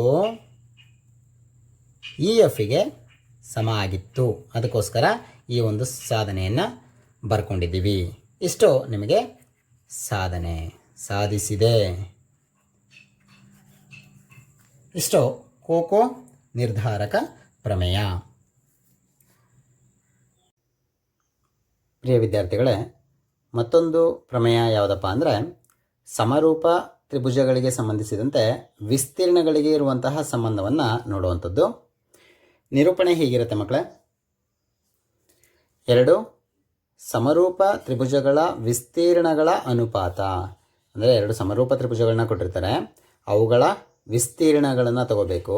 ಆ ವಿಸ್ತೀರ್ಣಗಳ ಅನುಪಾತ ಏನಾಗಿರುತ್ತೆ ಅಂದರೆ ಅವುಗಳ ಅನುರೂಪ ಬಾಹುಗಳ ವರ್ಗಗಳ ಅನುಪಾತಕ್ಕೆ, ಅಂದರೆ ಅನುರೂಪ ಬಾಹುಗಳನ್ನ ತಗೊಳ್ತೀವಿ, ಅವುಗಳ ವರ್ಗಗಳ ಅನುಪಾತಕ್ಕೆ ಸಮನಾಗಿರುತ್ತೆ ಎಂದು ಸಾಧಿಸಿ ಅಂತ ನಿಮಗೆ ಒಂದು ಪ್ರಶ್ನೆಯನ್ನು ಕೊಡ್ತಾರೆ ಮಕ್ಕಳೇ. ಈ ನಿರೂಪಣೆಯನ್ನು ಅವರೇ ಕೊಟ್ಟಿರ್ತಾರೆ. ನೀವು ನಿರೂಪಣೆಯನ್ನು ಆಧರಿಸಿ ಚಿತ್ರವನ್ನು ಹಾಕಿ ತಾರ್ಕಿಕ ಸಾಧನೆಯನ್ನು ಮಾಡಬೇಕಾಗುತ್ತೆ. ಮೊದಲಿಗೀಗ ಚಿತ್ರವನ್ನು ಹಾಕಬೇಕು. ಯಾವ ಚಿತ್ರವನ್ನು ಹಾಕ್ತೀರಾ ನೋಡಿ. ಎರಡು ಸಮರೂಪ ತ್ರಿಭುಜಗಳ ವಿಸ್ತೀರ್ಣಗಳು, ಅಂದರೆ ಎರಡು ಸಮರೂಪ ತ್ರಿಭುಜಗಳನ್ನ ತಗೊಳ್ಬೇಕು. ಹಾಗಾದರೆ ಎರಡು ತ್ರಿಭುಜಗಳನ್ನ ಹಾಕೋಣ ಮಕ್ಕಳೇ. ಎರಡು ಸಮರೂಪ ತ್ರಿಭುಜಗಳನ್ನ ಬರ್ಕೊಂಡಿದ್ದೀವಿ ನೋಡಿ ಮಕ್ಕಳೇ. ಈ ಒಂದು ತ್ರಿಭುಜ, ಈ ಒಂದು ತ್ರಿಭುಜ ಎರಡು ಕೂಡ ಸಮರೂಪ ತ್ರಿಭುಜಗಳು ಅಂತ ಅವ್ರು ಕೊಟ್ಟಿದ್ದಾರೆ, ಹಾಗಾಗಿ ಅದನ್ನು ಬರ್ಕೊಂಡಿದ್ದೀವಿ. ಮೊದಲನೇ ತ್ರಿಭುಜಕ್ಕೆ ಹೆಸರನ್ನ ಕೊಡ್ತಾ ಇದ್ದೀನಿ ನೋಡಿ ಮಕ್ಕಳೇ, A, B ಮತ್ತು C ಅಂತ. ಹಾಗೆ ಎರಡನೇ ತ್ರಿಭುಜಕ್ಕೆ P, Q, R, ABC ಮತ್ತು PQR ಎರಡು ಸಮರೂಪ ತ್ರಿಭುಜಗಳನ್ನ ತಗೊಂಡಿದ್ದೀವಿ ಮಕ್ಕಳೇ. ಹಾಗಾದರೆ ABC ಮತ್ತು PQR ಎರಡು ತ್ರಿಭುಜಗಳು ಸಮರೂಪಿಯಾಗಿದ್ದರೆ ಏನೇನಾಗಿರುತ್ತೆ ಅನ್ನೋದನ್ನು ನೀವು ದತ್ತದಲ್ಲಿ ಬರ್ಕೊಂಡ್ರೆ ಆಯಿತು. ದತ್ತ ಏನಾಗುತ್ತೆ ಮಕ್ಕಳೇ? ದತ್ತ ನೋಡಿ ಮಕ್ಕಳೇ, ABC ಮತ್ತು PQR ಎರಡೂ ತ್ರಿಭುಜಗಳು ಸಮರೂಪಿ ಅಲ್ವಾ? ಅದನ್ನು ಬರ್ಕೊಳ್ಳಿ. ತ್ರಿಭುಜ ABC ಸಮರೂಪಿ ತ್ರಿಭುಜ PQR, ತ್ರಿಭುಜ PQR. ಹಾಗಾದರೆ ಸಮರೂಪಿ ತ್ರಿಭುಜಗಳಾಗಿದ್ದರೆ ಹಿಂದೆ ಕಲ್ತಿರಲ್ಲ ಕೋಕೋ ನಿರ್ಧಾರಕ ಪ್ರಮೇಯದ ಪ್ರಕಾರ ಏನಾಗುತ್ತೆ? ಎರಡು ಸಮರೂಪಿ ತ್ರಿಭುಜಗಳ ಅನುರೂಪ ಬಾಹುಗಳು ಅನುಪಾತಗಳು ಸಮನಾಗಿರ್ತವೆ. ಅಂದರೆ ABಗೆ ಅನುರೂಪ ಬಾಹು ಯಾವುದು? PQ. ಹಾಗಾದರೆ AB ಡಿವೈಡ್ ಬೈ PQ ಅನ್ನೋದು ನೋಡಿ ಎ ಸಿ ಮತ್ತು ಪಿ ಆರ್ ಅನುರೂಪ ಬಾಹು, ಬಿ ಸಿ ಮತ್ತು ಕ್ಯೂ ಆರ್ ಅನುರೂಪ ಬಾಹುಗಳು. ಇವುಗಳ ಅನುಪಾತಗಳು ಕೂಡ ಸಮನಾಗಿರುತ್ತೆ. ಅಂದರೆ B C divide by Q R, ನೋಡಿ B C divide by Q R, B C ಇದು ಕ್ಯೂ ಆರ್ ಇದು, ಇವುಗಳ ಅನುಪಾತ ಈಸ್ ಈಕ್ವಲ್ ಟು ಇನ್ನೊಂದು ಉಳಿದಿರೋ ಬಾಹು ಯಾವುದು, ಎ ಸಿ. ನೋಡಿ A C divide by P R ಅಲ್ವಾ ಮಕ್ಕಳೇ, ಈ ಅನುಪಾತನೂ ಸಮ ಆಗಿರುತ್ತೆ. ಮತ್ತು ಜೊತೆಗೆ ಗೊತ್ತಿರಬೇಕಾಗಿರುವಂಥದ್ದು ನೋಡಿ, ಕೋನ ಎ ಅನ್ನೋದು ಕೋನ ಪಿಗೆ ಅನುರೂಪ ಕೋನ ಆಗಿರೋದ್ರಿಂದ ಸಮ. ಕೋನ ಎ ಈಸ್ ಈಕ್ವಲ್ ಟು ಕೋನ ಪಿ, ಹೌದಲ್ವಾ. ಹಾಗೆಯೇ ಕೋನ ಬಿ ಅನ್ನೋದು ಕೋನ ಕ್ಯೂಗೆ ಸಮ. ಕೋನ ಬಿ ಈಸ್ ಈಕ್ವಲ್ ಟು ಕೋನ ಕ್ಯೂಗೆ ಸಮ. ಹಾಗೆಯೇ ಕೋನ ಸಿ ಅನ್ನೋದು ಕೋನ ಆರ್ಗೆ ಸಮ. ಕೋನ ಸಿ ಈಸ್ ಈಕ್ವಲ್ ಟು ಕೋನ ಆರ್. ನೋಡಿ ಇಷ್ಟು ಕೂಡ ದತ್ತ ಆಗುತ್ತೆ. ದತ್ತ ಈಸಿ ಇರುತ್ತೆ ನೋಡಿ ಮಕ್ಕಳೇ, ಚಿತ್ರದಲ್ಲೇ ಕೊಟ್ಟಿದ್ದಾರೆ. ಅಂದರೆ ನಿರೂಪಣೆಯಲ್ಲಿ ಕೊಟ್ಟಿರೋ ಪ್ರಕಾರನೇ ನಾವು ದತ್ತವನ್ನು ಈಸಿಯಾಗಿ ಬರ್ಕೋಬೋದು. ಎರಡು ಸಮರೂಪ ತ್ರಿಭುಜಗಳ ವಿಸ್ತೀರ್ಣಗಳ ಅನುಪಾತ. ನೋಡಿ ಎರಡು ಸಮರೂಪ ತ್ರಿಭುಜಗಳು ಅಂತ ಕೊಟ್ಟಿದ್ದಾರೆ, ಇದಿಷ್ಟು ದತ್ತ ಆಗುತ್ತೆ. ಇನ್ನು ಮುಂದಿರೋದೆಲ್ಲ ಸಾಧನೀಯದಲ್ಲಿ ಬರ್ಕೋಬೇಕು. ಎರಡು ಸಮರೂಪ ತ್ರಿಭುಜಗಳು ಅಂತ ಕೊಟ್ಟಾಗ ಸಮರೂಪ ತ್ರಿಭುಜಗಳಾಗಿದ್ದರೆ ಅವುಗಳ ಅನುರೂಪ ಬಾಹುಗಳ ಅನುಪಾತ ಸಮ ಆಗಿರುತ್ತೆ. ಹಾಗೆಯೇ ಕೋನಗಳು ಕೂಡ ಅನುರೂಪ ಕೋನಗಳು ಕೂಡ ಸಮನಾಗಿರುತ್ತೆ. ಇಷ್ಟನ್ನು ನಾವು ದತ್ತದಲ್ಲಿ ಬರ್ಕೋಬೋದು. ಈಗ ಸಾಧನೀಯದಲ್ಲಿ ನೋಡಿ, ವಿಸ್ತೀರ್ಣಗಳು ಸಮರೂಪ ತ್ರಿಭುಜಗಳ ವಿಸ್ತೀರ್ಣಗಳ ಅನುಪಾತ ಅನುರೂಪ ಬಾಹುಗಳ ವರ್ಗಗಳ ಅನುಪಾತಕ್ಕೆ ಸಮ ಅನ್ನೋದನ್ನು ನಾವೀಗ ಸಾಧನೀಯದಲ್ಲಿ ಬರ್ಕೋಬೇಕಾಗತ್ತೆ. ಸಾಧನೆ ನೋಡಿ ಮಕ್ಕಳೇ, ಸಮರೂಪ ತ್ರಿಭುಜಗಳು ಇವೆರಡು. ಈ ಸಮರೂಪ ತ್ರಿಭುಜಗಳ ವಿಸ್ತೀರ್ಣಗಳ ಅನುಪಾತ. ವಿಸ್ತೀರ್ಣಗಳ ಅನುಪಾತ ಅಂದರೆ ಹೇಗೆ ತಗೋಬೇಕು ನೋಡಿ, ಸಮರೂಪ ತ್ರಿಭುಜದ ಒಂದು ತ್ರಿಭುಜದ ವಿಸ್ತೀರ್ಣ ಯಾವುದು, ವಿಸ್ತೀರ್ಣ ತ್ರಿಭುಜ ಎ ಬಿ ಸಿ ತಗೊಳ್ಳೋದಾ, A B C divide by ಇನ್ನೊಂದು ತ್ರಿಭುಜ ಯಾವುದು, ವಿಸ್ತೀರ್ಣ ತ್ರಿಭುಜ ಪಿ ಕ್ಯೂ ಆರ್. ಇವೆರಡೂ ಕೂಡ ಅಂದರೆ ಸಮರೂಪ ತ್ರಿಭುಜಗಳ ವಿಸ್ತೀರ್ಣಗಳ ಅನುಪಾತವನ್ನು ತಗೊಂಡಿದ್ದೀನಿ. ಇದು ಯಾವುದಕ್ಕೆ ಸಮ ಆಗುತ್ತೆ, ಅವುಗಳ ಅನುರೂಪ ಬಾಹುಗಳ ಅನುರೂಪ ಬಾಹುಗಳು ಯಾವುದು ಮಕ್ಕಳೇ, ಎ ಬಿಗೆ ಪಿ ಕ್ಯೂ, ಬಿ ಸಿಗೆ ಕ್ಯೂ ಆರ್, ಎ ಸಿಗೆ ಪಿ ಆರ್. ಇಲ್ಲಿ ಬರ್ಕೊಂಡಿರ್ತೀವಲ್ವಾ, ಇವುಗಳ ವರ್ಗಗಳ ಅನುಪಾತಕ್ಕೆ ಸಮ. ನೋಡಿ ಇದೇನೇ ಅನುಪಾತ ಅಲ್ವಾ, ಇದರ ವರ್ಗಗಳ ಅನುಪಾತ ಅಂದರೆ A B by P Q whole ಸ್ಕ್ವೇರ್ಗೆ ಸಮ. ಅಥವಾ ಇದೇ ವಿಸ್ತೀರ್ಣಗಳ ಅನುಪಾತ B C by Q R whole ಸ್ಕ್ವೇರ್ಗೂ ಕೂಡ ಸಮ ಆಗ್ಬೋದು. Is equal to A C by P R whole square, ಇದಕ್ಕೂ ಕೂಡ ಸಮ ಆಗ್ಬೋದು. ಸಾಧನೆಯ ಈ ರೀತಿ ಬರ್ಕೊಳ್ಬೇಕು. ಇಲ್ಲಿ ನಮಗೆ ರಚನೆಯ ಅವಶ್ಯಕತೆ ಇದೆ. ರಚನೆಯನ್ನು ಏನು ಮಾಡ್ತೀವಿ ನೋಡಿ, ರಚನೆ ವಿಸ್ತೀರ್ಣಗಳು ಬೇಕಾಗಿರೋದ್ರಿಂದ ಪಾದಕ್ಕೆ ನಾವು ಲಂಬವನ್ನು ಎಳ್ಕೊಳ್ಬೇಕಾಗುತ್ತೆ ಮಕ್ಕಳೇ. ಹಾಗಾದರೆ ಲಂಬ ಯಾವುದನ್ನು ಎಳೆಯೋಣ ನೋಡಿ, ಬಿ ಸಿಗೆ ಎ ಇಂದ ಒಂದು ಲಂಬವನ್ನು ಎಳಿತಾ ಇದ್ದೀನಿ. ಎ ಎಮ್ ಅಂತ ಕೋಣ ಹೆಸರು. ಹಾಗೆಯೇ ಪಿ ಇಂದ ಕ್ಯೂ ಆರ್ಗೆ ಒಂದು ಲಂಬವನ್ನು ಎಳಿತಾ ಇದ್ದೀನಿ. ಪಿ ಇಂದ ಕ್ಯೂ ಆರ್ಗೆ ಲಂಬವನ್ನು ಎಳಿತಾ ಇದ್ದೀನಿ, ಅದನ್ನು ಎನ್ ಅಂತ ಹೆಸರುಕೋಣ. ಪಿ ಎನ್ ಲಂಬ ಕ್ಯೂ ಆರ್ ಎಳೆದಿದ್ದೀನಿ. ಹಾಗೆಯೇ ಎ ಎಮ್ ಲಂಬ ಬಿ ಸಿ ರಚನೆಯನ್ನು ಮಾಡ್ಕೊಂಡಿದ್ದೀನಿ ಮಕ್ಕಳೇ. ಬರಿಬೋದಾ, ಎ ಎಮ್ ಲಂಬ ಬಿ ಸಿ ಮತ್ತು ಪಿ ಎನ್ ಲಂಬ ಕ್ಯೂ ಆರ್ ರಚಿಸಿದೆ. ಈಗಿಷ್ಟು ಆದಮೇಲೆ ರಚನೆಯನ್ನು ಮಾಡೋಣ ಮಕ್ಕಳೇ. ರಚನೆಯನ್ನು ಮಾಡಿದ ನಂತರ ತ್ರಿಭುಜ ಎ ಬಿ ಎಮ್ ಮತ್ತು ತ್ರಿಭುಜ ಪಿ ಕ್ಯೂ ಎನ್ ಎರಡು ತ್ರಿಭುಜಗಳು ಕಾಣಿಸ್ತಾ ಇದೆ ನಿಮಗೆ. ಆ ಎರಡು ತ್ರಿಭುಜಗಳನ್ನ ನಾವೀಗ ಹೋಲಿಕೆಯನ್ನು ಮಾಡ್ಕೊಳ್ಳೋಣ ಮಕ್ಕಳೇ. ತ್ರಿಭುಜ ಎ ಎಮ್ ಬಿ ನೋಡಿ, ಎ ಎಮ್ ಬಿ ಇದು, ಮತ್ತು ತ್ರಿಭುಜ ಪಿ ಎನ್ ಕ್ಯೂ, ತ್ರಿಭುಜ ಪಿ ಎನ್ ಕ್ಯೂಗಳಲ್ಲಿ ನೋಡಿ ಏನಾದರೂ ಸಮತೆ ಕಾಣಿಸುತ್ತಾ ನೋಡಿ. ಕೋನ ಬಿ ಅನ್ನೋದು ಕೋನ ಕ್ಯೂಗೆ ಸಮ ಆಗಿತ್ತು ಅಲ್ವಾ ಮಕ್ಕಳ, ಅದನ್ನ ಇಲ್ಲಿ ಬರಿಬೋದಾ. ಕೋನ ಬಿ ಇಸ್ ಈಕ್ವಲ್ ಟು ಕೋನ ಕ್ಯೂ. ಕಾರಣ ಏನು ಬರೀತೀರಿ ಮಕ್ಕಳೇ ಇದಕ್ಕೆ? ನೋಡಿ, ಕೋನ ಬಿ ಅನ್ನೋದು ಕೋನ ಕ್ಯೂ ಇಲ್ಲಿದೆ ನೋಡಿ, ದತ್ತದಲ್ಲಿದೆ. ಹಾಗಾಗಿ ಇದನ್ನು ಕಾರಣ ದತ್ತ ಅಂತ ಬರೀಬೋದು. ನಂತರ ಮತ್ತೊಂದು ಕೋನ ನೋಡಿ, ಇಲ್ಲಿ ಕೋನ ಎಮ್ ಅನ್ನೋದು ಕೋನ ಎನ್ಗೆ ಸಮ. ಎಷ್ಟು ಡಿಗ್ರಿ ಇರುತ್ತೆ ಮಕ್ಕಳೇ?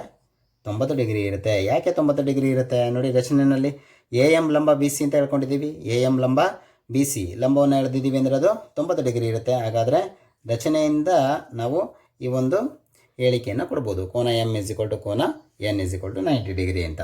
ನೋಡಿ, ಎರಡು ಕೋನಗಳು ಸಮ ಆಗಿರೋದ್ರಿಂದ ಮೂರನೇ ಕೋನನೂ ಕೂಡ ಸಮನಾಗಿರುತ್ತೆ. ಕೋಕೋ ನಿರ್ಧಾರಕ ಪ್ರಮೇಯದ ಪ್ರಕಾರ ನಾವು ತ್ರಿಭುಜ ಎ ಬಿ ಎಮ್ ಅನ್ನೋದು ತ್ರಿಭುಜ ಪಿ ಎನ್ ಕ್ಯೂಗೆ ಸಮರೂಪಿಯಾಗಿರುತ್ತೆ ಅಂತ ಹೇಳ್ಬೋದು ಅಲ್ವಾ ಮಕ್ಕಳೇ? ತ್ರಿಭುಜ ಎ ಎಮ್ ಬಿ ಅನ್ನೋದು ಯಾವ ತ್ರಿಭುಜಕ್ಕೆ ಸಮರೂಪಿಯಾಗಿರುತ್ತೆ? P N ಕ್ಯೂಗೆ ಸಮರೂಪಿಯಾಗಿರುತ್ತೆ. ಕಾರಣ ಏನು ಕೊಡ್ತೀರಿ? ಕೋಕೋ ನಿರ್ಧಾರಕ ಗುಣ.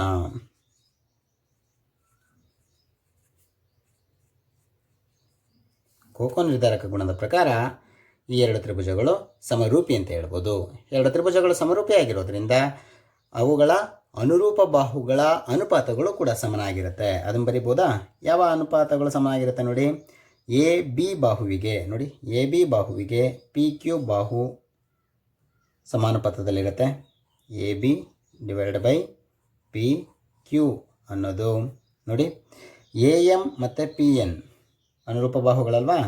ಎ ಎಮ್ ಮತ್ತು ಪಿ ಎನ್ ಅನುರೂಪ ಬಾಹುಗಳ ಅನುಪಾತನೂ ಕೂಡ ಸಮನಾಗಿರುತ್ತೆ. ಕಾರಣ ಏನು ಹೇಳ್ತೀರಾ ಇದಕ್ಕೆ? ಸಮರೂಪ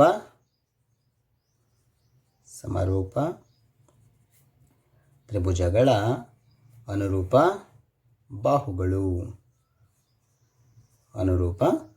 ಬಾಹುಗಳು.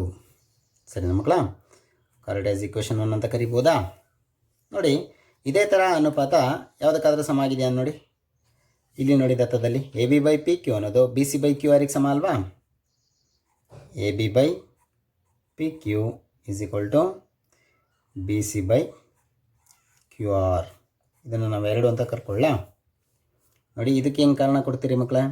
ದತ್ತದಲ್ಲಿದೆ, ದತ್ತದಲ್ಲಿ A B by P Q is equal to B C by Q R ಅಂತ ಗೊತ್ತು. ಈಗ 1, 2 ನೋಡಿ, A B by P Q ಅನ್ನೋದು ಸಮ ಅಲ್ವಾ?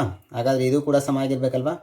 ದೇರ್ಫೋರ್ ನಮಗೆ A M divided by P N ಅನ್ನೋದು ಬಿ ಸಿ ಬೈ ಕ್ಯೂ ಆರ್ಗೆ ಸಮ, ಹೌದಲ್ವಾ?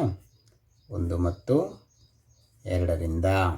ಹಾಗೆಯೇ ಸ್ವಯಂ ಸಿದ್ಧ ಅಂತಲೂ ಕೂಡ ಹೇಳ್ತೀವಿ. ಸ್ವಯಂ ಸಿದ್ಧದ ಆಧಾರದ ಮೇಲೆ ನಾವು ಈ ಒಂದು ಸಂಬಂಧವನ್ನು ಹೇಳಬಹುದು. ನೋಡಿ, ಎ ಎಮ್ ಮತ್ತು ಪಿ ಎನ್ ಅನ್ನೋದು ಎ ಬಿ ಸಿ ತ್ರಿಭುಜ ಮತ್ತು ಪಿ ಕ್ಯೂ ಆರ್ ತ್ರಿಭುಜದಲ್ಲಿ ಎತ್ತರಗಳಾಗಿದ್ದಾವೆ. ಆ ಎತ್ತರಗಳ ಅನುಪಾತ ಅನ್ನೋದು ಅನುರೂಪ ಬಾಹುಗಳ ಅನುಪಾತಕ್ಕೆ ಸಮ ಆಗಿದೆ. ಅರ್ಥ ಆಯ್ತಾ ಮಕ್ಕಳ? ಈಗ ನಾವು ಸಾಧನೆ ಹಂತದಲ್ಲಿ ಏನನ್ನು ಸಾಧನೆಯಲ್ಲಿ ಬರ್ಕೊಂಡಿದ್ದಾರೆ ನೋಡಿ, ವಿಸ್ತೀರ್ಣ ತ್ರಿಭುಜ A B C divide by ವಿಸ್ತೀರ್ಣ ತ್ರಿಭುಜ ಪಿ ಕ್ಯೂ ಆರ್. ಇದನ್ನು ನಾವೀಗ ಸಾಧನೆ ಮಾಡಬೇಕಾಗಿರುವಂಥದ್ದು. ಬರ್ಕೊಳ್ಳೋದಾ?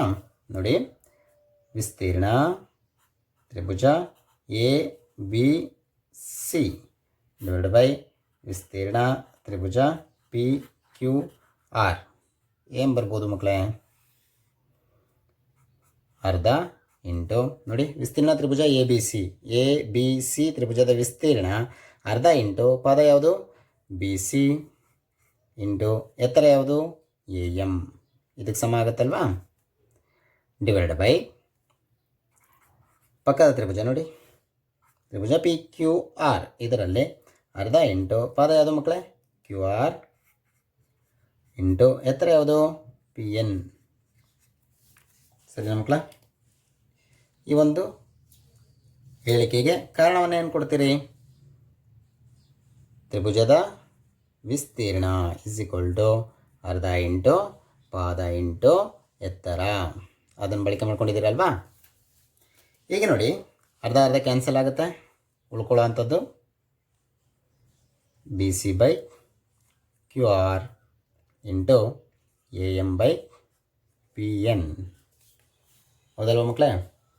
ಜೊತೆಗೆ ಬಿ ಸಿ ಬೈ ಕ್ಯೂ ಆರ್ನ ಹಾಗೆ ಬರೀರಿ ಇಂಟು ನೋಡಿ A M by P N ಅನ್ನೋದು ಬೇರೆ ಯಾವುದಕ್ಕಾದ್ರೂ ಸಮ ಆಗಿದೆಯಾ ನೋಡಿ. A M by P N ಅನ್ನೋದು ಬಿ ಸಿ ಬೈ ಕ್ಯೂ ಆರಿಗೆ ಸಮ ಆಗಿದೆ. ಇಲ್ಲಿ ನೋಡಿ, ಇಲ್ಲಿ ಬರ್ಕೊಂಡಿದ್ದೀರಾ. ಅದನ್ನು A M by P N ಬದಲಿಗೆ B C divide by Q R ಅಂತ ಬರೀಬೋದಾ? ಕಾರಣ ಏನು ಕೊಡ್ತೀರಿ ಮಕ್ಕಳೇ? A M divide by P N is equal to B C by Q R. ಈ ಒಂದು ಸಾಧನೆಯನ್ನು ಇಲ್ಲಿ ಮಾಡ್ಕೊಂಡಿದ್ದೀರಲ್ಲ, ಅದನ್ನು ಇಲ್ಲಿ ಬಳಕೆ ಮಾಡ್ಕೊಂಡಿದ್ದೀವಿ. ನೋಡಿ, ಕಂಪ್ಲೀಟ್ ಆಗ್ತಾ ಬಂತು. B C into Q R, B C divide by Q R, B C divide by Q R ಎರಡು ಸೇಮ್ ಇದೆಯಲ್ವಾ? B C divide by Q R whole square ಅಂತ ಬರೀಬೋದಾ ಮಕ್ಕಳೇ? ನೋಡಿ, ಇದರಿಂದ ಇದ್ದಂಥ ಎಲ್ಲ ಚೆಸ್ನ ತಗೊಳ್ತಾ ಇದ್ದೀನಿ.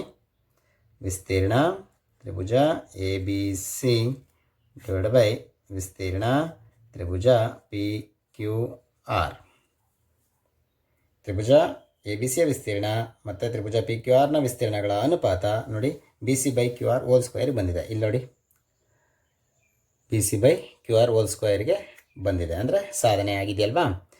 ಈ ಅನುಪಾತ A B by P Q whole ಸ್ಕ್ವೇರ್ಗೂ ಆದರೂ ಸಮ ಆಗ್ಬೋದು, B C by Q R whole square ಬೇಕಾದರೂ ಸಮ ಆಗ್ಬೋದು, A C by P R whole square ಬೇಕಾದರೂ ಸಮ ಆಗ್ಬೋದು. ನೋಡಿ, B C by Q R whole ಸ್ಕ್ವೇರಿಗೆ ಸಮ ಅಂತ ಬಂದಮೇಲೆ ಇದು ಇದಕ್ಕೆ ಸಮ, ಇದು ಇದಕ್ಕೆ ಸಮ, ಇದು ಇದಕ್ಕೆ ಸಮ, ಇದು ಇದಕ್ಕೆ ಸಮ. ಸರಿನಾ ಮಕ್ಕಳ? ಎಲ್ಲ ಅನುಪಾತಗಳು, ಈ ಮೂರು ಅನುಪಾತಗಳು ಇದಕ್ಕೆ ಸಮನಾಗಿರುತ್ತೆ. ಇದು ಈ ಒಂದು ಪ್ರಮೇಯಕ್ಕೆ ಸಾಧನೆ ಸಾಧಿಸಿದೆ. ಮತ್ತೊಂದು ಮುಖ್ಯವಾದಂಥ ಪ್ರಮೇಯ ಯಾವುದಪ್ಪ ಅಂದರೆ ಪೈಥಾಗೊರಸನ ಪ್ರಮೇಯ. ಪೈಥಾಗೊರಸ್ ಪ್ರಮೇಯವನ್ನು ನಿರೂಪಿಸಿ ಸಾಧಿಸಿ ಅಂತ ನಿಮಗೆ 4 ಅಂಕಕ್ಕೆ ಅಥವಾ 5 ಅಂಕಕ್ಕೆ ಪ್ರಶ್ನೆಯನ್ನು ಕೇಳಲಾಗುತ್ತೆ. ಇಲ್ಲಿ ನಿರೂಪಣೆಯನ್ನು ಕೂಡ ಬರೀಬೇಕಾಗತ್ತೆ. ಥೇಲ್ಸ್ ಪ್ರಮೇಯದ ನಿರೂಪಣೆಯನ್ನು ಹೇಗೆ ಬರೆದು ನೀವು ತಾರ್ಕಿಕ ಸಾಧನೆಯನ್ನು ಮಾಡ್ತೀರೋ ಅದೇ ರೀತಿಯಲ್ಲಿ ಪೈಥಾಗೊರಸ್ ಪ್ರಮೇಯದ ನಿರೂಪಣೆಯನ್ನು ಕೂಡ ಬರೆದು ನೀವು ತಾರ್ಕಿಕ ಸಾಧನೆಯನ್ನು ಮಾಡುವಂಥ ಅವಶ್ಯಕತೆ ಇರುತ್ತೆ. ಹಾಗಾದರೆ ಪೈಥಾಗೊರಸ್ ಪ್ರಮೇಯದ ನಿರೂಪಣೆ ಏನು ಹೇಳುತ್ತೆ ಅನ್ನೋದನ್ನು ಮೊದಲಿಗೆ ನೋಡೋಣ ಮಕ್ಕಳೇ. ಅಬ್ಸರ್ವ್ ಮಾಡಿ, ಇಲ್ಲಿ ನಿರೂಪಣೆಯನ್ನು ಬರೆದಿದ್ದೀನಿ. ಒಂದು ಲಂಬಕೋನ ತ್ರಿಭುಜದಲ್ಲಿ, ಅಂದರೆ ಯಾವುದಾದ್ರೂ ಒಂದು ಲಂಬಕೋನ ತ್ರಿಭುಜವನ್ನು ಪರಿಗಣಿಸ್ತೀವಿ ಅಂತ ನೆನ್ಪು ಮಾಡ್ಕೋಬೇಕು. ಆ ಒಂದು ಲಂಬಕೋನ ತ್ರಿಭುಜದಲ್ಲಿ ವಿಕರ್ಣದ ಮೇಲಿನ ವರ್ಗ, ಅಂದರೆ ಲಂಬಕೋನ ತ್ರಿಭುಜದಲ್ಲಿ ಲಂಬಕೋನ ಎಲ್ಲಿರುತ್ತೋ ಆ ಲಂಬಕೋನಕ್ಕೆ ಅಭಿಮುಖವಾಗಿರುವಂಥ ಬಾಹುವನ್ನೇ ನಾವು ವಿಕರ್ಣ ಅಂತ ಕರಿತೀವಿ.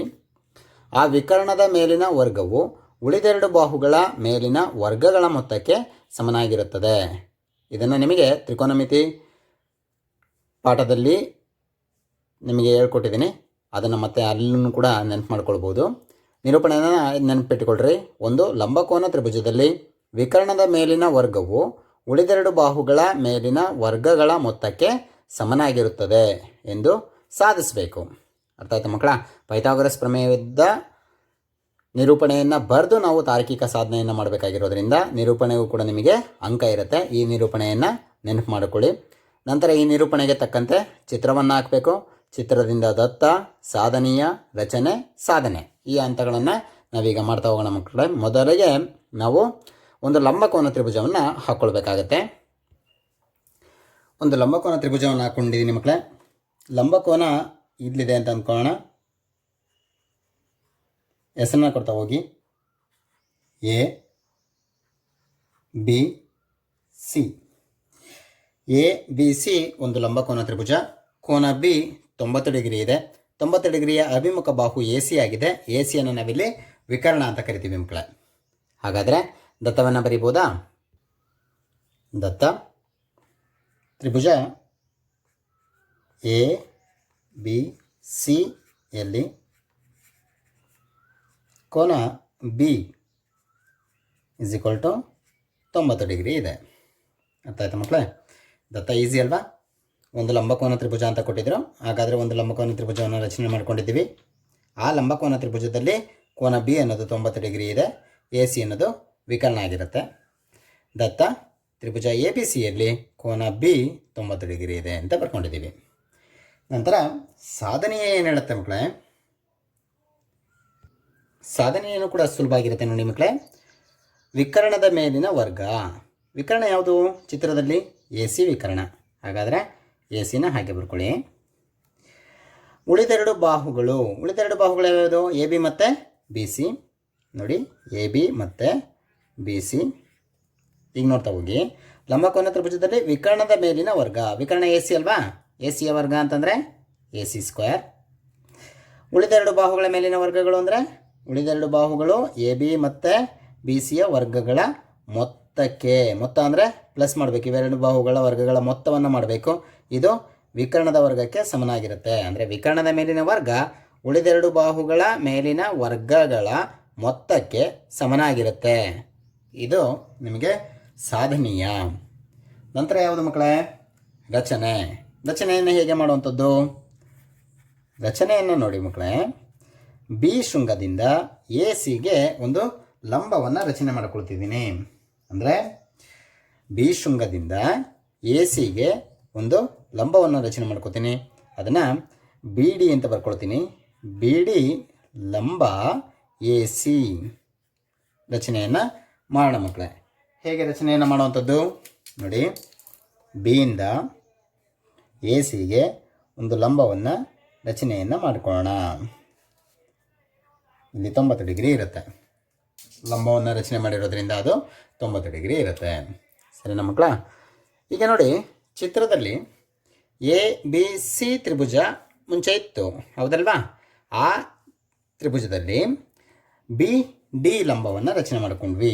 ನೋಡಿ, ಇಲ್ಲಿ ಡಿ ಅಂತ ಹೆಸರು ಕೊಟ್ಟಿರಬೇಕಾಗಿತ್ತು. ಬಿ ಡಿ ಲಂಬ ಎ ಸಿಯನ್ನು ರಚನೆ ಮಾಡಿದ ಮೇಲೆ ನೋಡಿ, ಎ ಬಿ ಡಿ ತ್ರಿಭುಜ ಉಂಟಾಯಿತು, ಬಿ ಡಿ ಸಿ ತ್ರಿಭುಜ ಉಂಟಾಗಿದೆ. ಎ ಬಿ ಸಿ ತ್ರಿಭುಜ ಮುಂಚೆನೇ ಇತ್ತು, ಹೌದಲ್ವ ಮಕ್ಕಳ? ಈಗ ಎ ಬಿ ಸಿ ತ್ರಿಭುಜವನ್ನು ಹಾಗೆಯೇ ಎ ಬಿ ಡಿ ತ್ರಿಭುಜವನ್ನು ಪರಿಗಣಿಸುವಂಥದ್ದು. ಮತ್ತೊಂದು ಸಲ ಎ ಬಿ ಸಿ ದೊಡ್ಡ ತ್ರಿಭುಜವನ್ನು ಮತ್ತು ಬಿ ಡಿ ಸಿ ಚಿಕ್ಕ ತ್ರಿಭುಜವನ್ನು ಪರಿಗಣಿಸುವಂಥದ್ದು. ಆ ರೀತಿ ಪರಿಗಣಿಸಿ ನಾವು ಅನುಪಾತಗಳನ್ನ ಕಂಡುಹಿಡ್ಕೊಳ್ಳೋಣ ಮಕ್ಕಳೇ. ಹಾಗಾದರೆ ಮೊದಲಿಗೆ ಹೆಂಗೆ ಕಂಡುಹಿಡ್ಕೋಬೇಕೀಗ? ಎ ಬಿ ಸಿ ತ್ರಿಭುಜವನ್ನು ಹಾಗೆಯೇ ಎ ಬಿ ಡಿ ತ್ರಿಭುಜವನ್ನು ಪರಿಗಣಿಸೋಣ. ಈಗ ದತ್ತ ತ್ರಿಭುಜ ಎ ಬಿ ಸಿ ಇತ್ತಲ್ವಾ, ಆ ತ್ರಿಭುಜವನ್ನು ಪರಿಗಣಿಸಿ. ತ್ರಿಭುಜ ಎ ಬಿ ಸಿ ಮತ್ತು ಮತ್ತೊಂದು ತ್ರಿಭುಜ ಯಾವುದು? A D B. ತ್ರಿಭುಜ ಎ ಡಿ ಬಿಗಳಲ್ಲಿ ಈ ಎರಡು ತ್ರಿಭುಜಗಳನ್ನು ಪರಿಗಣಿಸೋಣ ಮಕ್ಕಳೇ. ಆ ಎರಡು ತ್ರಿಭುಜಗಳನ್ನ ಪರಿಗಣಿಸಿದರೆ ಏನಾಗುತ್ತೆ ನೋಡಿ ಮಕ್ಕಳೇ. ಎ ಬಿ ಸಿ ದತ್ತ ತ್ರಿಭುಜದಲ್ಲಿರುವಂತಹ ಒಂದು ಕೋನ ಎ ಅನ್ನು ಪರಿಗಣಿಸೋಣ. ಕೋನ ಎ ಅನ್ನೋದು ಎ ಡಿ ಬಿ ತ್ರಿಭುಜವನ್ನು ಪರಿಗಣಿಸಿದಾಗಲೂ ಕೂಡ ಎ ಕೋನ ಅದೇನೆ. ಹಾಗಾದರೆ ಕೋನ ಎ ಈಸ್ ಈಕ್ವಲ್ ಟು ಕೋನ ಎ. ಕಾರಣ ಏನು ಮಕ್ಕಳೇ? ಸಾಮಾನ್ಯ ಕೋನ. ಸಾಮಾನ್ಯ ಕೋನ ಎರಡು ತ್ರಿಭುಜಗಳಿಗೂ ಕೂಡ ಒಂದೇ ಕೋನ, ಹಾಗಾಗಿ ಉಭಯ ಸಾಮಾನ್ಯ ಕೋನ ಆಗಿದೆ. ನಂತರ ಮತ್ತೊಂದು ಕೋನ ಸಮ ಆಗುತ್ತೆ. ಯಾವುದು? ರಚನೆಯನ್ನು ಮಾಡ್ಕೊಂಡಿರುವಂಥದ್ದು ನಾವು ಲಂಬ, ಹಾಗೆಯೇ ಮುಂಚೆ ಇದ್ದಂಥದ್ದು ಕೂಡ ಲಂಬ ಕೋನ ತ್ರಿಭುಜ. ಹಾಗಾದರೆ ಕೋನ ಬಿ ಈಸ್ ಈಕ್ವಲ್ ಟು ಕೋನ ಡಿ ಆಗುತ್ತೆ ನೋಡಿ, ಹೌದಲ್ವಾ? ಹಾಗಾದರೆ ಇದು 90 ಡಿಗ್ರಿ ಆಗಿರೋದ್ರಿಂದ ಲಂಬ ಕೋನ ಆಗಿರುತ್ತೆ. ನಾವೆಲ್ಲಿಂದ ಪಡ್ಕೊಂಡಿದ್ದೀವಿ ಇದನ್ನು? ರಚನೆ ಮತ್ತು ದತ್ತದಿಂದ ಪಡ್ಕೊಂಡಿದ್ದೀವಿ. ದತ್ತದ ಪ್ರಕಾರ ಕೋನ ಬಿ ಅನ್ನೋದು 90 ಡಿಗ್ರಿ, ರಚನೆಯ ಪ್ರಕಾರ ಕೋನ ಡಿ ಅನ್ನೋದು 90 ಡಿಗ್ರಿ. ಹಾಗಾದರೆ ಎರಡು ಕೋನಗಳು ಸಮ ಆಗಿದರೆ ಸಾಕು. ತ್ರಿಭುಜ ಎ ಬಿ ಸಿ ಮತ್ತು ತ್ರಿಭುಜ ಎ ಡಿ ಬಿ ಎರಡು ಕೂಡ ಸಮರೂಪಿ ಅಂತ ಹೇಳ್ಬೋದಲ್ವಾ? ಸಮರೂಪಿ ಅಂತ ಯಾವ ಆಧಾರದ ಮೇಲೆ ಹೇಳ್ತೀವಿ ಅಂದರೆ ಕೋಕೋ ನಿರ್ಧಾರಕ ಗುಣ. ಕೋಕೋ ನಿರ್ಧಾರಕ ಗುಣ, ಇದರ ಆಧಾರದ ಮೇಲೆ ನಾವು ಸಮರೂಪ ಅಂತ ಹೇಳ್ಬೋದು. ಈಗ ಸಮರೂಪ ಬಾಹುಗಳ ಅನುಪಾತವನ್ನು ತಗೊಳ್ಳೋಣ ಮಕ್ಕಳೇ. ಸಮರೂಪ ತ್ರಿಭುಜಗಳಾಗಿರೋದ್ರಿಂದ ಅನುರೂಪ ಬಾಹುಗಳ ಅನುಪಾತವನ್ನು ತಗೊಂಡಾಗ ಏನಾಗುತ್ತೆ ಅನ್ನೋದನ್ನು ನೋಡಿ ಮಕ್ಕಳೇ. ಇಲ್ಲಿ ನೋಡಿ, ಎ ಬಿ ಅನ್ನು ತಗೊಳ್ಳೋಣ. ಎ ಬಿ ಇಲ್ಲೇ ನೋಡ್ಕೊಳ್ಳಿ. ಈ ಎರಡು ಬಾಹುಗಳನ್ನ ತೊಗೊಂಡ್ರೆ, ಅಂದರೆ ಈ ಎರಡು ಪಾಯಿಂಟ್ಗಳನ್ನ ತೊಗೊಂಡ್ರೆ ಅವೆರಡು ಅನುರೂಪ ಬಾಹು ಆಗಿರುತ್ತೆ. A B divide by A D is equal to ನೋಡಿ, ಇದನ್ನು ತೊಗೊಳ್ಳಿ, ಎ ಸಿ ಮತ್ತು ಎ ಬಿನ ತೊಗೊಳ್ಳಿ, A C divide by A B. ಈ ರೀತಿಯ ಅನುಪಾತವನ್ನು ಬರ್ಕೊಳ್ಳುವಂಥದ್ದು, ಯಾಕೆಂದರೆ ಅನುರೂಪ ಬಾಹುಗಳೇ ಆಗಿರುತ್ತೆ. ಅರ್ಥ ಆಯ್ತಾ ಮಕ್ಕಳ? ಇದನ್ನು ಯಾವ ಆಧಾರದ ಮೇಲೆ ಬರ್ಕೊಂಡ್ರಿ? ಸಮರೂಪ ತ್ರಿಭುಜಗಳ ಅನುರೂಪ ಬಾಹುಗಳ ಅನುಪಾತವನ್ನು ಬರ್ಕೊಂಡಿದ್ದೀವಿ. ನೋಡಿ, ಇದನ್ನು ಓರೆ ಗುಣಾಕಾರ ಮಾಡ್ಬೋದಾ? ಎ ಬಿನ ಗುಣಿಸಿದ್ರೆ ಎ ಬಿ ಸ್ಕ್ವೇರ್ ಆಗುತ್ತೆ ಇಸ್ ಈಕ್ವಲ್ ಟು ಎ ಡಿನ ಮತ್ತು ಎ ಸಿನ ಗುಣಿಸಿದ್ರೆ A C into A D ಆಗುತ್ತೆ. ಈಕ್ವೇಷನ್ 1 ಅಂತ ಕರಿಬೋದಾ? ಇದರ್ಥ ಆಯ್ತಾ ಮಕ್ಕಳ? ಈಕ್ವೇಷನ್ ಹೇಗೆ ಬಂತು ಅಂತ. ಈಗ ಅದೇ ರೀತಿಯಲ್ಲಿ ಮತ್ತೆರಡು ತ್ರಿಭುಜಗಳನ್ನ ಪರಿಗಣಿಸೋಣ. ಯಾವುದನ್ನು ತಗೊಳ್ಳೋಣ? ಈಗ ತ್ರಿಭುಜ ಎ ಬಿ ಸಿ ಆಗೇ ಇರಲಿ, ದೊಡ್ಡ ತ್ರಿಭುಜವನ್ನೇ ತಗೊಳ್ಳೋಣ. ಮತ್ತು ಮತ್ತೊಂದು ತ್ರಿಭುಜ ಯಾವುದು ಉಂಟಾಗಿದ್ದು? ಬಿ ಡಿ ಸಿ ಅಲ್ವಾ? ಎ ಬಿ ಸಿಗೆ ತ್ರಿಭುಜ ನೋಡಿ, ಎಗೆ ಅನುರೂಪವಾಗಿರುವಂತಹ ಬಾಹು ಯಾವುದು? ಅನುರೂಪವಾಗಿರುವಂತಹ ಕೋನ ಯಾವುದು? ಏನೇ. ಈಗ ಪಕ್ಕದ ತ್ರಿಭುಜವನ್ನು ತಗೊತಾ ಇರೋದು ಬಿ ಡಿ ಸಿಗೆ.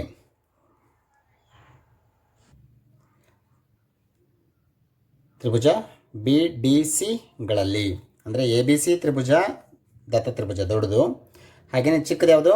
ಬಿ ಡಿ ಸಿ ತ್ರಿಭುಜವನ್ನು ತಗೊಂಡಿದ್ದೀವಿ. ಬಿ ಡಿ ಸಿ ಇವುಗಳಲ್ಲಿ ಏನಾಗ್ತಾ ಹೋಗುತ್ತೆ ನೋಡಿ, ಉಭಯ ಸಾಮಾನ್ಯ ಕೋನ ನೋಡಿ, ಇಲ್ಲಿ ಕೋನ ಎ ಉಭಯ ಸಾಮಾನ್ಯ ಆಗಿತ್ತಾ? ಹಾಗಾದರೆ ಈ ಕಡೆ ತ್ರಿಭುಜಗಳನ್ನ ಪರಿಗಣಿಸಿದಾಗ ಈ ಕೋನ ಉಭಯ ಸಾಮಾನ್ಯ ಕೋನ ಆಗುತ್ತೆ ನೋಡಿ. ಕೋನ ಸಿ ಇಸ್ ಈಕ್ವಲ್ ಟು ಕೋನ ಸಿ ಆಗುತ್ತಲ್ವಾ? ಕೋನ ಸಿ ಇಸ್ ಈಕ್ವಲ್ ಟು ಕೋನ ಸಿ. ಏಕೆ? ಸಾಮಾನ್ಯ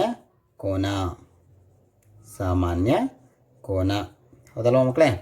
ಅದೇ ರೀತಿಯಲ್ಲಿ 90 ಡಿಗ್ರಿ ಇರೋಂಥ ಕೋನವನ್ನು ಬರ್ಕೊಂಡ್ರೆ ಆಗೋಯ್ತು. ಕೋನ ಬಿ 90 ಡಿಗ್ರಿ ಇದೆ ಇಸ್ ಈಕ್ವಲ್ ಟು ಕೋನ ಡಿನೂ ಕೂಡ 90 ಡಿಗ್ರಿನೇ ಇದೆ ಹೌದಲ್ವಾ? ಕಾರಣ ದತ್ತ ಮತ್ತು ದಕ್ಷಿಣೆಯಿಂದ ಹೌದಲ್ವಾ? ಈಗ ಎರಡು ಕೋನಗಳ ಸಮ ಆಗಿರೋದ್ರಿಂದ ಮೂರನೇ ಕೋನನೂ ಕೂಡ ಸಮನಾಗಿರುತ್ತೆ. ಕೋಕೋ ನಿರ್ಧಾರಕ ಪ್ರಮೇಯದ ಆಧಾರದ ಮೇಲೆ ನಾವು ಸಮರೂಪ ತ್ರಿಭುಜಗಳು ಅಂತ ಹೇಳ್ಬೋದಾ? ತ್ರಿಭುಜ ಎ ಬಿ ಸಿ ಸಮರೂಪಿ ತ್ರಿಭುಜ ಬಿ ಡಿ ಸಿ ಹೇಳ್ಬೋದಾ ಮಕ್ಕಳೇ? ಕಾರಣ ಕೋಕೋ ನಿರ್ಧಾರಕ ಗುಣ ಹೌದಲ್ವಾ? ಈ ಎರಡು ತ್ರಿಭುಜಗಳು ಸಮರೂಪಿಯಾಗಿರೋದ್ರಿಂದ ಅನುರೂಪ ಬಾಹುಗಳ ಅನುಪಾತನೂ ಕೂಡ ಸಮ ಆಗುತ್ತೆ ಹೌದಲ್ವಾ? ಯಾವ ಅನುರೂಪ ಬಾಹುಗಳ ಅನುಪಾತಗಳು ಸಮ ಆಗುತ್ತೆ ನೋಡಿ ಮಕ್ಕಳೇ. ಈಗ ಬಿ ಸಿ ತಗೊಳ್ಳೋಣ, ಎ ಸಿ ಬೇಡ, ಬಿ ಸಿನ ತಗೊಳ್ಳಿ. ಬಿ ಸಿಗೆ ಅನುರೂಪವಾಗಿರುವಂಥ ಬಾಹು ಡಿ ಸಿ ಆಗುತ್ತೆ ಹೌದಲ್ವಾ? B C divide by D C is equal to ಯಾವುದನ್ನು ತಗೊಳ್ಳೋದು ನೋಡಿ, ಎ ಸಿನ ತಗೊಳ್ಳಿ. A C divide by B C ಹೌದಲ್ವಾ? ಈಗ ಓರೆ ಗುಣಾಕಾರವನ್ನು ಮಾಡಿ B C into B C square is equal to A C into D C. Equation 2 ಅಂತ ಕರ್ಕೋಬೋದಾ? ಈಗ ಎರಡು ಈಕ್ವೇಷನ್ಗಳು ಬಂದಿದೆ. ನಾವು ಏನನ್ನು ಸಾಧನೆ ಮಾಡಬೇಕು ಮಕ್ಕಳೇ? A C square is equal to A B square plus B C square ಅಂತ ಸಾಧನೆ ಮಾಡಬೇಕು ಹೌದಲ್ವಾ? ನೋಡಿ, ಎ ಬಿ ಸ್ಕ್ವೇರ್ ನಮಗೆ ಸಿಕ್ಕಿದೆ ಮತ್ತು ಬಿ ಸಿ ಸ್ಕ್ವೇರ್ ಕೂಡ ಸಿಕ್ಕಿದೆ. ಹಾಗಾದರೆ ಎ ಸಿ ಸ್ಕ್ವೇರ್ ಬರುತ್ತಾ ಅಂತ ನಾವು ಚೆಕ್ ಮಾಡೋಣ. ಹಾಗಾದರೆ ಯಾವುದನ್ನು ತೊಗೊಳ್ಳೋಣ? ಇದರಲ್ಲಿ ಸಾಧನೆಯದಲ್ಲಿರುವಂತಹ L H S A C square ಇದೆ, R H S A B square plus B C square ಇದೆ ಹೌದಲ್ವಾ?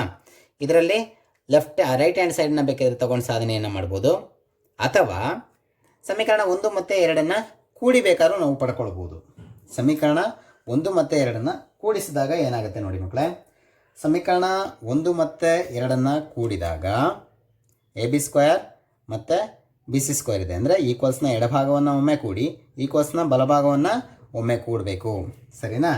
ಈಕ್ವಲ್ಸ್ನ ಬಲಭಾಗವನ್ನು ಕೂಡಿದಾಗ ಎಡಭಾಗವನ್ನು ಕೂಡಿದಾಗ ಏನು ಬರುತ್ತೆ ನೋಡಿ, A B square plus B C square is equal to, ಈಗ ಮೊದಲನೇ ಸಮೀಕರಣದಲ್ಲಿ ಬಲಭಾಗವನ್ನು ಕೂಡಿ A C into A D ಹಾಗೆ ಇರುತ್ತೆ, ಪ್ಲಸ್ ಎರಡನೇ ಸಮೀಕರಣದ ಬಲಭಾಗ A C into D C. ಸರಿನಾ ಮಕ್ಕಳ? ಈ ಈಕ್ವೇಷನ್ ಹೇಗೆ ಬಂತು? 1 ಮತ್ತು 2 ಕೂಡಿದ್ದೀವಿ, ಕಾರಣ ಅದೇನೆ ಹೌದಲ್ವಾ? ಈಗ ಸಿಂಪ್ಲಿಫಿಕೇಶನ್ ಮಾಡ್ತಾ ಹೋಗಿ ಮಕ್ಕಳೇ. A B square plus B C square ನೋಡಿ, ಇಲ್ಲಿ ಸಾಧನೆ ಮಾಡಬೇಕಾಗಿರೋದ್ರಲ್ಲಿ ಬಲಭಾಗ ಹಾಗೆ ಇದೆ.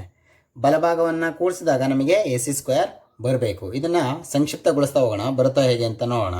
ನೋಡಿ, A C into A D plus A C into D C, ಎರಡು ಹತ್ರನೂ ಎ ಸಿ ಕಾಮನ್ ಇದೆ ಅಂತ ಅಬ್ಸರ್ವ್ ಮಾಡಿ. ಇಲ್ಲಿ ಇಲ್ಲೂ ಇದೆ, ಇಲ್ಲೂ ಇದೆ. ಹಾಗಾದರೆ ಎ ಸಿಯನ್ನು ಕಾಮನ್ ತೆಗಿಬೋದಾ? ಸಾಮಾನ್ಯವಾಗಿ ಹೊರಗಡೆ ತೆಗೆದ್ರೆ ಎ ಸಿ ಇಂಟು ಎ ಡಿನಲ್ಲಿ ಎ ಸಿ ಹೊರಗಡೆ ಬಂದಿದೆ, ಉಳ್ಕೊಂಡಿದ್ದು A D, plus A C into D ಸಿನಲ್ಲಿ ಎ ಸಿ ಹೊರಗಡೆ ಬಂದಿದೆ, ಉಳ್ಕೊಂಡಿದ್ದು ಡಿ ಸಿ. ಸರಿನಾ ಮಕ್ಕಳ? ಈಸ್ ಈಕ್ವಲ್ ಟು ಎ ಸಿನ ಹಾಗೆ ಬರ್ಕೊಳ್ಳಿ, A D plus D C. ನೋಡಿಲಿ ಚಿತ್ರದಲ್ಲಿ A D plus D C, A D ಮತ್ತು ಡಿ ಸಿಯನ್ನು ಕೂಡಿಸಿದ್ರೆ ನಮಗೆ ಎ ಸಿ ಸಿಗುತ್ತೆ, ಹೌದಲ್ವಾ? ಹಾಗಾದರೆ ಇದನ್ನು ಕೂಡ ಎ ಸಿ ಅಂತ ಬರಿಬೋದು. Is equal to A C into A C square ಆಗುತ್ತೆ. ಲೆಫ್ಟ್ ಹ್ಯಾಂಡ್ ಸೈಡಲ್ಲಿ ಇದ್ದಿದ್ದು A B square plus B C square is equal to A C square ಅಂತ ಬಂತು. ನೋಡಿ, ಸಾಧಿಸಿದೆ. ಈಸಿ ಅಲ್ವಾ ಮಕ್ಕಳ? ಸುಲಭವಾಗಿ 5 ಅಂಕಗಳನ್ನು ಅಥವಾ 4 ಅಂಕಗಳನ್ನು ನಾವು ಪಡ್ಕೊಳ್ಬಹುದು. ಇದುವರೆಗೂ ಮಕ್ಕಳೇ 4 ಅಂಕ ಅಥವಾ 5 ಅಂಕಕ್ಕೆ ಕೇಳಬಹುದಾದಂತಹ ಪ್ರಮೇಯಗಳ ಬಗ್ಗೆ ತಿಳ್ಕೊಂಡ್ರಿ. ಈಗ 3 ಅಂಕಕ್ಕೆ ಸಂಬಂಧಿಸಿದಂತೆ 2 ಪ್ರಮೇಯಗಳಿವೆ, ವೃತ್ತದ ಮೇಲಿನ ಪ್ರಮೇಯಗಳು. ಆ 2 ಪ್ರಮೇಯಗಳಲ್ಲಿ ಯಾವುದಾದ್ರೂ ಒಂದನ್ನು 3 ಅಂಕಕ್ಕೆ ಕೇಳುವ ಸಾಧ್ಯತೆಗಳಿರುತ್ತೆ. ಕಂಪಲ್ಸರಿ ಕ್ವಶನ್ ಇದು. ಮೊದಲನೇ ಪ್ರಮೇಯವನ್ನು ನೋಡೋದಾದರೆ, ಪ್ರಮೇಯದ ನಿರೂಪಣೆಯನ್ನು ಅವರೇ ಕೊಟ್ಟಿರ್ತಾರೆ. ವೃತ್ತದ ಮೇಲಿನ ಯಾವುದೇ ಬಿಂದುವಿನಲ್ಲಿ ಎಳೆದ ಸ್ಪರ್ಶಕವು ಸ್ಪರ್ಶ ಬಿಂದುವಿನಲ್ಲಿ ಎಳೆದ ತ್ರಿಜ್ಯಕ್ಕೆ ಲಂಬವಾಗಿರುತ್ತದೆ ಎಂದು ಸಾಧಿಸಿ ಅಂತ ಪ್ರಶ್ನೆನ ಅವರೇ ಕೊಟ್ಟಿರ್ತಾರೆ. ಈಗ ಇದನ್ನು ನೀವು ತಾರ್ಕಿಕವಾಗಿ ಸಾಧನೆ ಮಾಡಲಿಕ್ಕೆ ನಮಗೆ ಚಿತ್ರದ ಅವಶ್ಯಕತೆ ಇರುತ್ತಲ್ವಾ? ಯಾವ ಚಿತ್ರವನ್ನು ಹಾಕ್ಕೊಳ್ತೀರಾ? ನೋಡಿ, ವೃತ್ತದ ಮೇಲಿನ ಯಾವುದೇ ಬಿಂದುವಿನಲ್ಲಿ ಎಳೆದ ಸ್ಪರ್ಶಕ. ನೋಡಿ, ಒಂದು ವೃತ್ತ ಇರಬೇಕು. ಆ ವೃತ್ತದ ಮೇಲೆ ಯಾವುದಾದ್ರು ಒಂದು ಬಿಂದುವನ್ನು ಗುರುತಿಸ್ಕೊಂಡು ಆ ಬಿಂದುವಿನಲ್ಲಿ ಒಂದು ಸ್ಪರ್ಶಕ ಇರಬೇಕು. ಆ ಸ್ಪರ್ಶಕ ಏನಾಗಿರುತ್ತೆ? ಸ್ಪರ್ಶ ಬಿಂದುವಿನಲ್ಲಿ ಎಳೆದ ತ್ರಿಜ್ಯಕ್ಕೆ ಲಂಬವಾಗಿರುತ್ತೆ. ಅಂದರೆ ಒಂದು ತ್ರಿಜ್ಯವನ್ನೇನಾದರೂ ಆ ಸ್ಪರ್ಶಕಕ್ಕೆ ಎಳೆದಾಗ ಅದು ಲಂಬವಾಗಿರುತ್ತೆ ಅಂತ ನಾವು ಸಾಧನೆಯನ್ನು ಮಾಡಬೇಕು. ಹಾಗಾದರೆ ಒಂದು ವೃತ್ತವನ್ನು ಹಾಕೊಳ್ಳೋಣ. ವೃತ್ತವನ್ನು ಹಾಕೊಳ್ಳಿ ಮಕ್ಕಳೇ. ಕೇಂದ್ರ ಬಿಂದುವನ್ನು ಗುರುತು ಮಾಡ್ಕೊಳ್ಳಿ. ಓ ಕೇಂದ್ರ ಬಿಂದು ಆಗಿರಲಿ. ಇಲ್ಲಿ ಒಂದು ವೃತ್ತದ ಪರಿಧಿಯ ಮೇಲೆ ಒಂದು ಬಿಂದುವನ್ನು ಗುರುತು ಮಾಡ್ಕೊಳ್ಳೋಣ ಮಕ್ಕಳೇ. ಆ ಬಿಂದುವಿನ ಮುಖಾಂತರ ನಾವೊಂದು ಸ್ಪರ್ಶಕವನ್ನು ರಚನೆಯನ್ನು ಮಾಡೋಣ.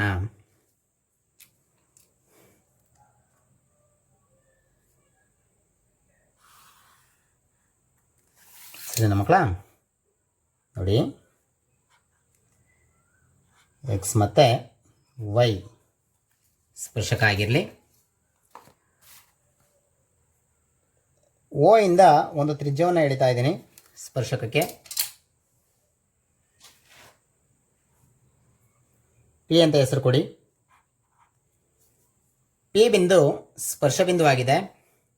ಓ ಇಂದ ಪಿ ಅನ್ನು ಸೇರಿಸಿದ್ರೆ ನಮಗೆ ತ್ರಿಜ್ಯ ಸಿಗುತ್ತೆ. ಎಕ್ಸ್ ವೈ ಸ್ಪರ್ಶಕ ಆಗಿರುತ್ತೆ ಮಕ್ಕಳೇ. ಇಷ್ಟು ಅವರು ಕೊಟ್ಟಿರುವಂಥ ಆಧಾರದ ಮೇಲೆ ನಾವೊಂದು ಚಿತ್ರವನ್ನು ರಚಿಸ್ಕೊಂಡಿದ್ದೀವಿ. ನೋಡಿ, ವೃತ್ತದ ಮೇಲಿನ ಯಾವುದೇ ಬಿಂದುವಿನಲ್ಲಿ ಒಂದು ವೃತ್ತವನ್ನು ಹಾಕ್ಕೊಂಡಿದ್ದೀವಿ. ವೃತ್ತದ ಮೇಲಿನ ಯಾವುದೇ ಒಂದು ಬಿಂದು ಪಿ, ಆ ಪಿ ಬಿಂದುವಿನಲ್ಲಿ ಎಳೆದ ಸ್ಪರ್ಶಕ. ನೋಡಿ, ಸ್ಪರ್ಶಕ ಯಾವುದು? X Y. ಇಷ್ಟನ್ನು ಅವ್ರು ಕೊಟ್ಟಿದ್ದಾರೆ. ಇದು ತ್ರಿಜ್ಯಕ್ಕೆ ಲಂಬವಾಗಿರುತ್ತೆ ಅಂತ ನಾವು ಸಾಧನೆ ಮಾಡಬೇಕಂದ್ರೆ ಓ ಪಿಗೆ ಎಕ್ಸ್ ವೈ ಅನ್ನೋದು ಲಂಬ ಆಗಿರುತ್ತೆ ಅಂತ ನಾವು ಸಾಧನೆಯನ್ನು ಮಾಡಬೇಕಾಗಿದೆ. ಹಾಗಾದರೆ ದತ್ತ ಏನು ಕೊಟ್ಟಿದ್ದಾರೆ ಅದನ್ನು ಬರ್ಕೊಳ್ತಾ ಹೋಗೋಣ ಮಕ್ಕಳೇ. ದತ್ತ ಏನು? ನೋಡಿ, ಓ ಕೇಂದ್ರವುಳ್ಳ ವೃತ್ತಕ್ಕೆ, ಹೌದಲ್ವಾ? ಓ ಕೇಂದ್ರವುಳ್ಳ ವೃತ್ತಕ್ಕೆ, ಓ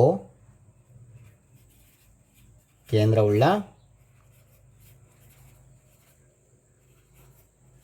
ವೃತ್ತಕ್ಕೆ.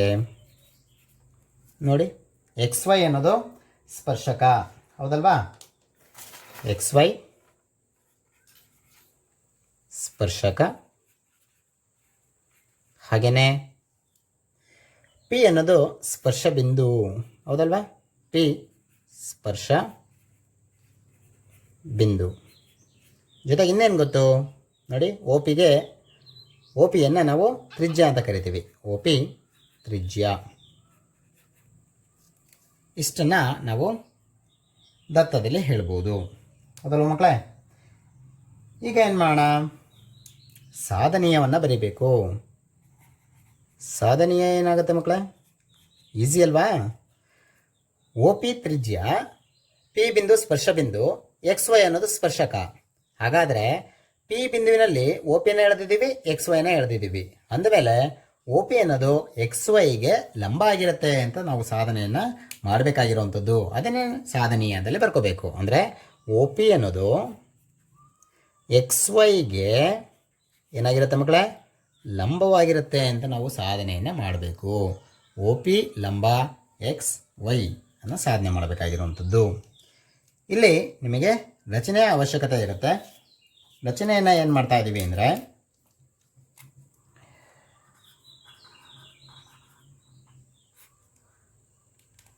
ಪಿಯನ್ನು ಹೊರತುಪಡಿಸಿ, ಅಂದರೆ ಪಿಯನ್ನು ಬಿಟ್ಟುಬಿಡಬೇಕು. ಪಿಯನ್ನು ಹೊರತುಪಡಿಸಿ ಎಕ್ಸ್ ವೈ ಮೇಲೆ ಯಾವುದಾದ್ರೂ ಒಂದು ಬಿಂದುವನ್ನು ಗುರುತಿಸ್ಕೋಬೇಕು. ಆ ಬಿಂದುವನ್ನು ನಾನಿಲ್ಲಿ ಕ್ಯೂ ಅಂತ ಹೆಸರು ಕೊಡೋಕ್ಕೋಸ್ಕರ ಹೇಳ್ತೀನಿ. ಸರಿನಾ ಮಕ್ಕಳೇ? ಅಂದರೆ ಪಿಯನ್ನು ಹೊರತುಪಡಿಸಿ ಯಾವುದ್ರ ಮೇಲೆ? ಎಕ್ಸ್ ವೈ ಮೇಲೆ. ಎಕ್ಸ್ ವೈ ಮೇಲೆ ಯಾವ ಬಿಂದುವನ್ನು ಗುರುತಿಸೋಣ? ಕ್ಯೂ ಬಿಂದುವನ್ನು ಗುರುತಿಸಿ, ಓ ಕ್ಯೂ ಸೇರಿಸಿ. ಇಷ್ಟು ನಾವು ರಚನೆಯನ್ನು ಮಾಡ್ಕೊಳ್ಳೋಣ. ಹೇಗೆ ಹಾಗಾದರೆ ನೋಡಿ, ಒಂದು ಕ್ಯೂ ಬಿಂದುವನ್ನು ಗುರುತಿಸೋಣ ಇಲ್ಲಿ. ಸರಿನಾ ಮಕ್ಕಳ? ಎಕ್ಸ್ ವೈ ಮೇಲೆ ಕ್ಯೂ ಬಿಂದುವನ್ನು ಗುರುತಿಸಿದ್ದೀನಿ. ಓ ಕ್ಯೂನ ಸೇರಿಸಬೇಕು. ಓ ಕ್ಯೂನ ಸೇರಿಸೋಣ.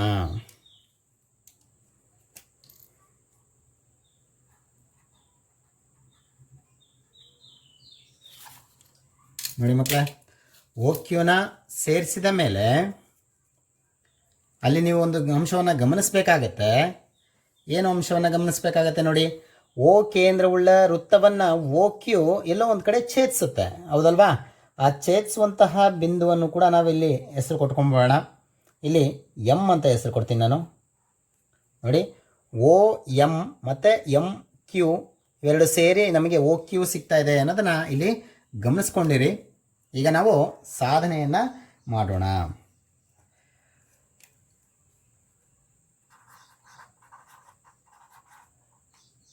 ಹೇಗೆ ಸಾಧನೆಯನ್ನು ಮಾಡುವಂಥದ್ದು? ಚಿತ್ರವನ್ನು ಗಮನಿಸ್ತಾ ಹೋಗಿ ಮಕ್ಕಳೇ. ಇದರ ಸಾಧನೆ ತುಂಬ ಈಸಿ ಇರುತ್ತೆ. ಸಾಧನೆಯಲ್ಲಿ ಓ ಕ್ಯೂನ ನಾನೀಗ ಪರಿಗಣಿಸ್ತಿದ್ದೀನಿ. O Q, O Q is equal to O M ಮತ್ತು ಎಮ್ ಕ್ಯೂ ಇವೆರಡನ್ನ ಕೂಡಿದ್ರೆ ನಮಗೆ ಸಿಗುತ್ತಲ್ವ? O Q is equal to O M plus M Q. ಕಾರಣ ಏನು ಮಕ್ಕಳೇ? ಬೇಕಿದ್ರೆ ನೀವು ಬಾಕ್ಸನ್ನು ಹಾಕ್ಕೊಳ್ಬೋದು, ಚೆನ್ನಾಗಿ ಕಾಣುತ್ತೆ.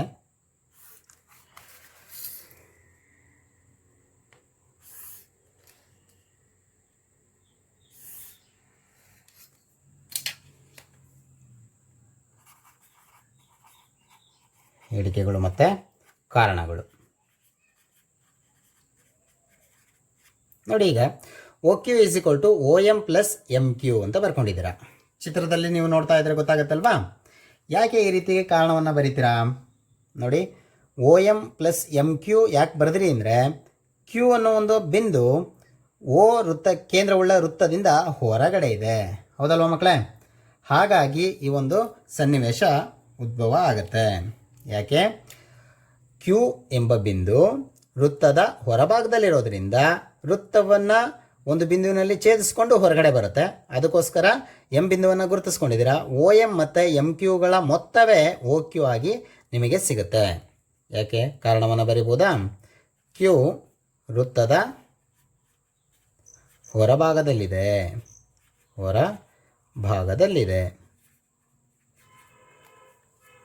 ಕ್ಯೂ ವೃತ್ತದ ಹೊರಭಾಗದಲ್ಲಿರೋದ್ರಿಂದ ಈ ಒಂದು ಸನ್ನಿವೇಶ ಉದ್ಭವ ಆಯಿತು. ಈಗ ನಂತರ ನೋಡಿ, ಇಲ್ಲಿ ಓ ಕ್ಯೂನ ಹಾಗೆ ಬರಿತಾ ಇದ್ದೀನಿ. Is equal to O M. ನೋಡಿ, ಓ ಎಮ್ ಅನ್ನೋದು ವೃತ್ತದ ತ್ರಿಜ್ಯ ಅಲ್ವೇ? ಓ ಎಮ್ ಅನ್ನೋದು ಓ ಕೇಂದ್ರವುಳ್ಳ ವೃತ್ತದ ತ್ರಿಜ್ಯವೇ. O P ಅನ್ನೋದೇನು? ಓ ಕೇಂದ್ರವುಳ್ಳ ವೃತ್ತದ ತ್ರಿಜ್ಯನೇ. ಹಾಗಾದರೆ ಓ ಎಂ ಬದಲು ಒ ಪಿ ಅಂತ ಬರೀಬೋದಾ?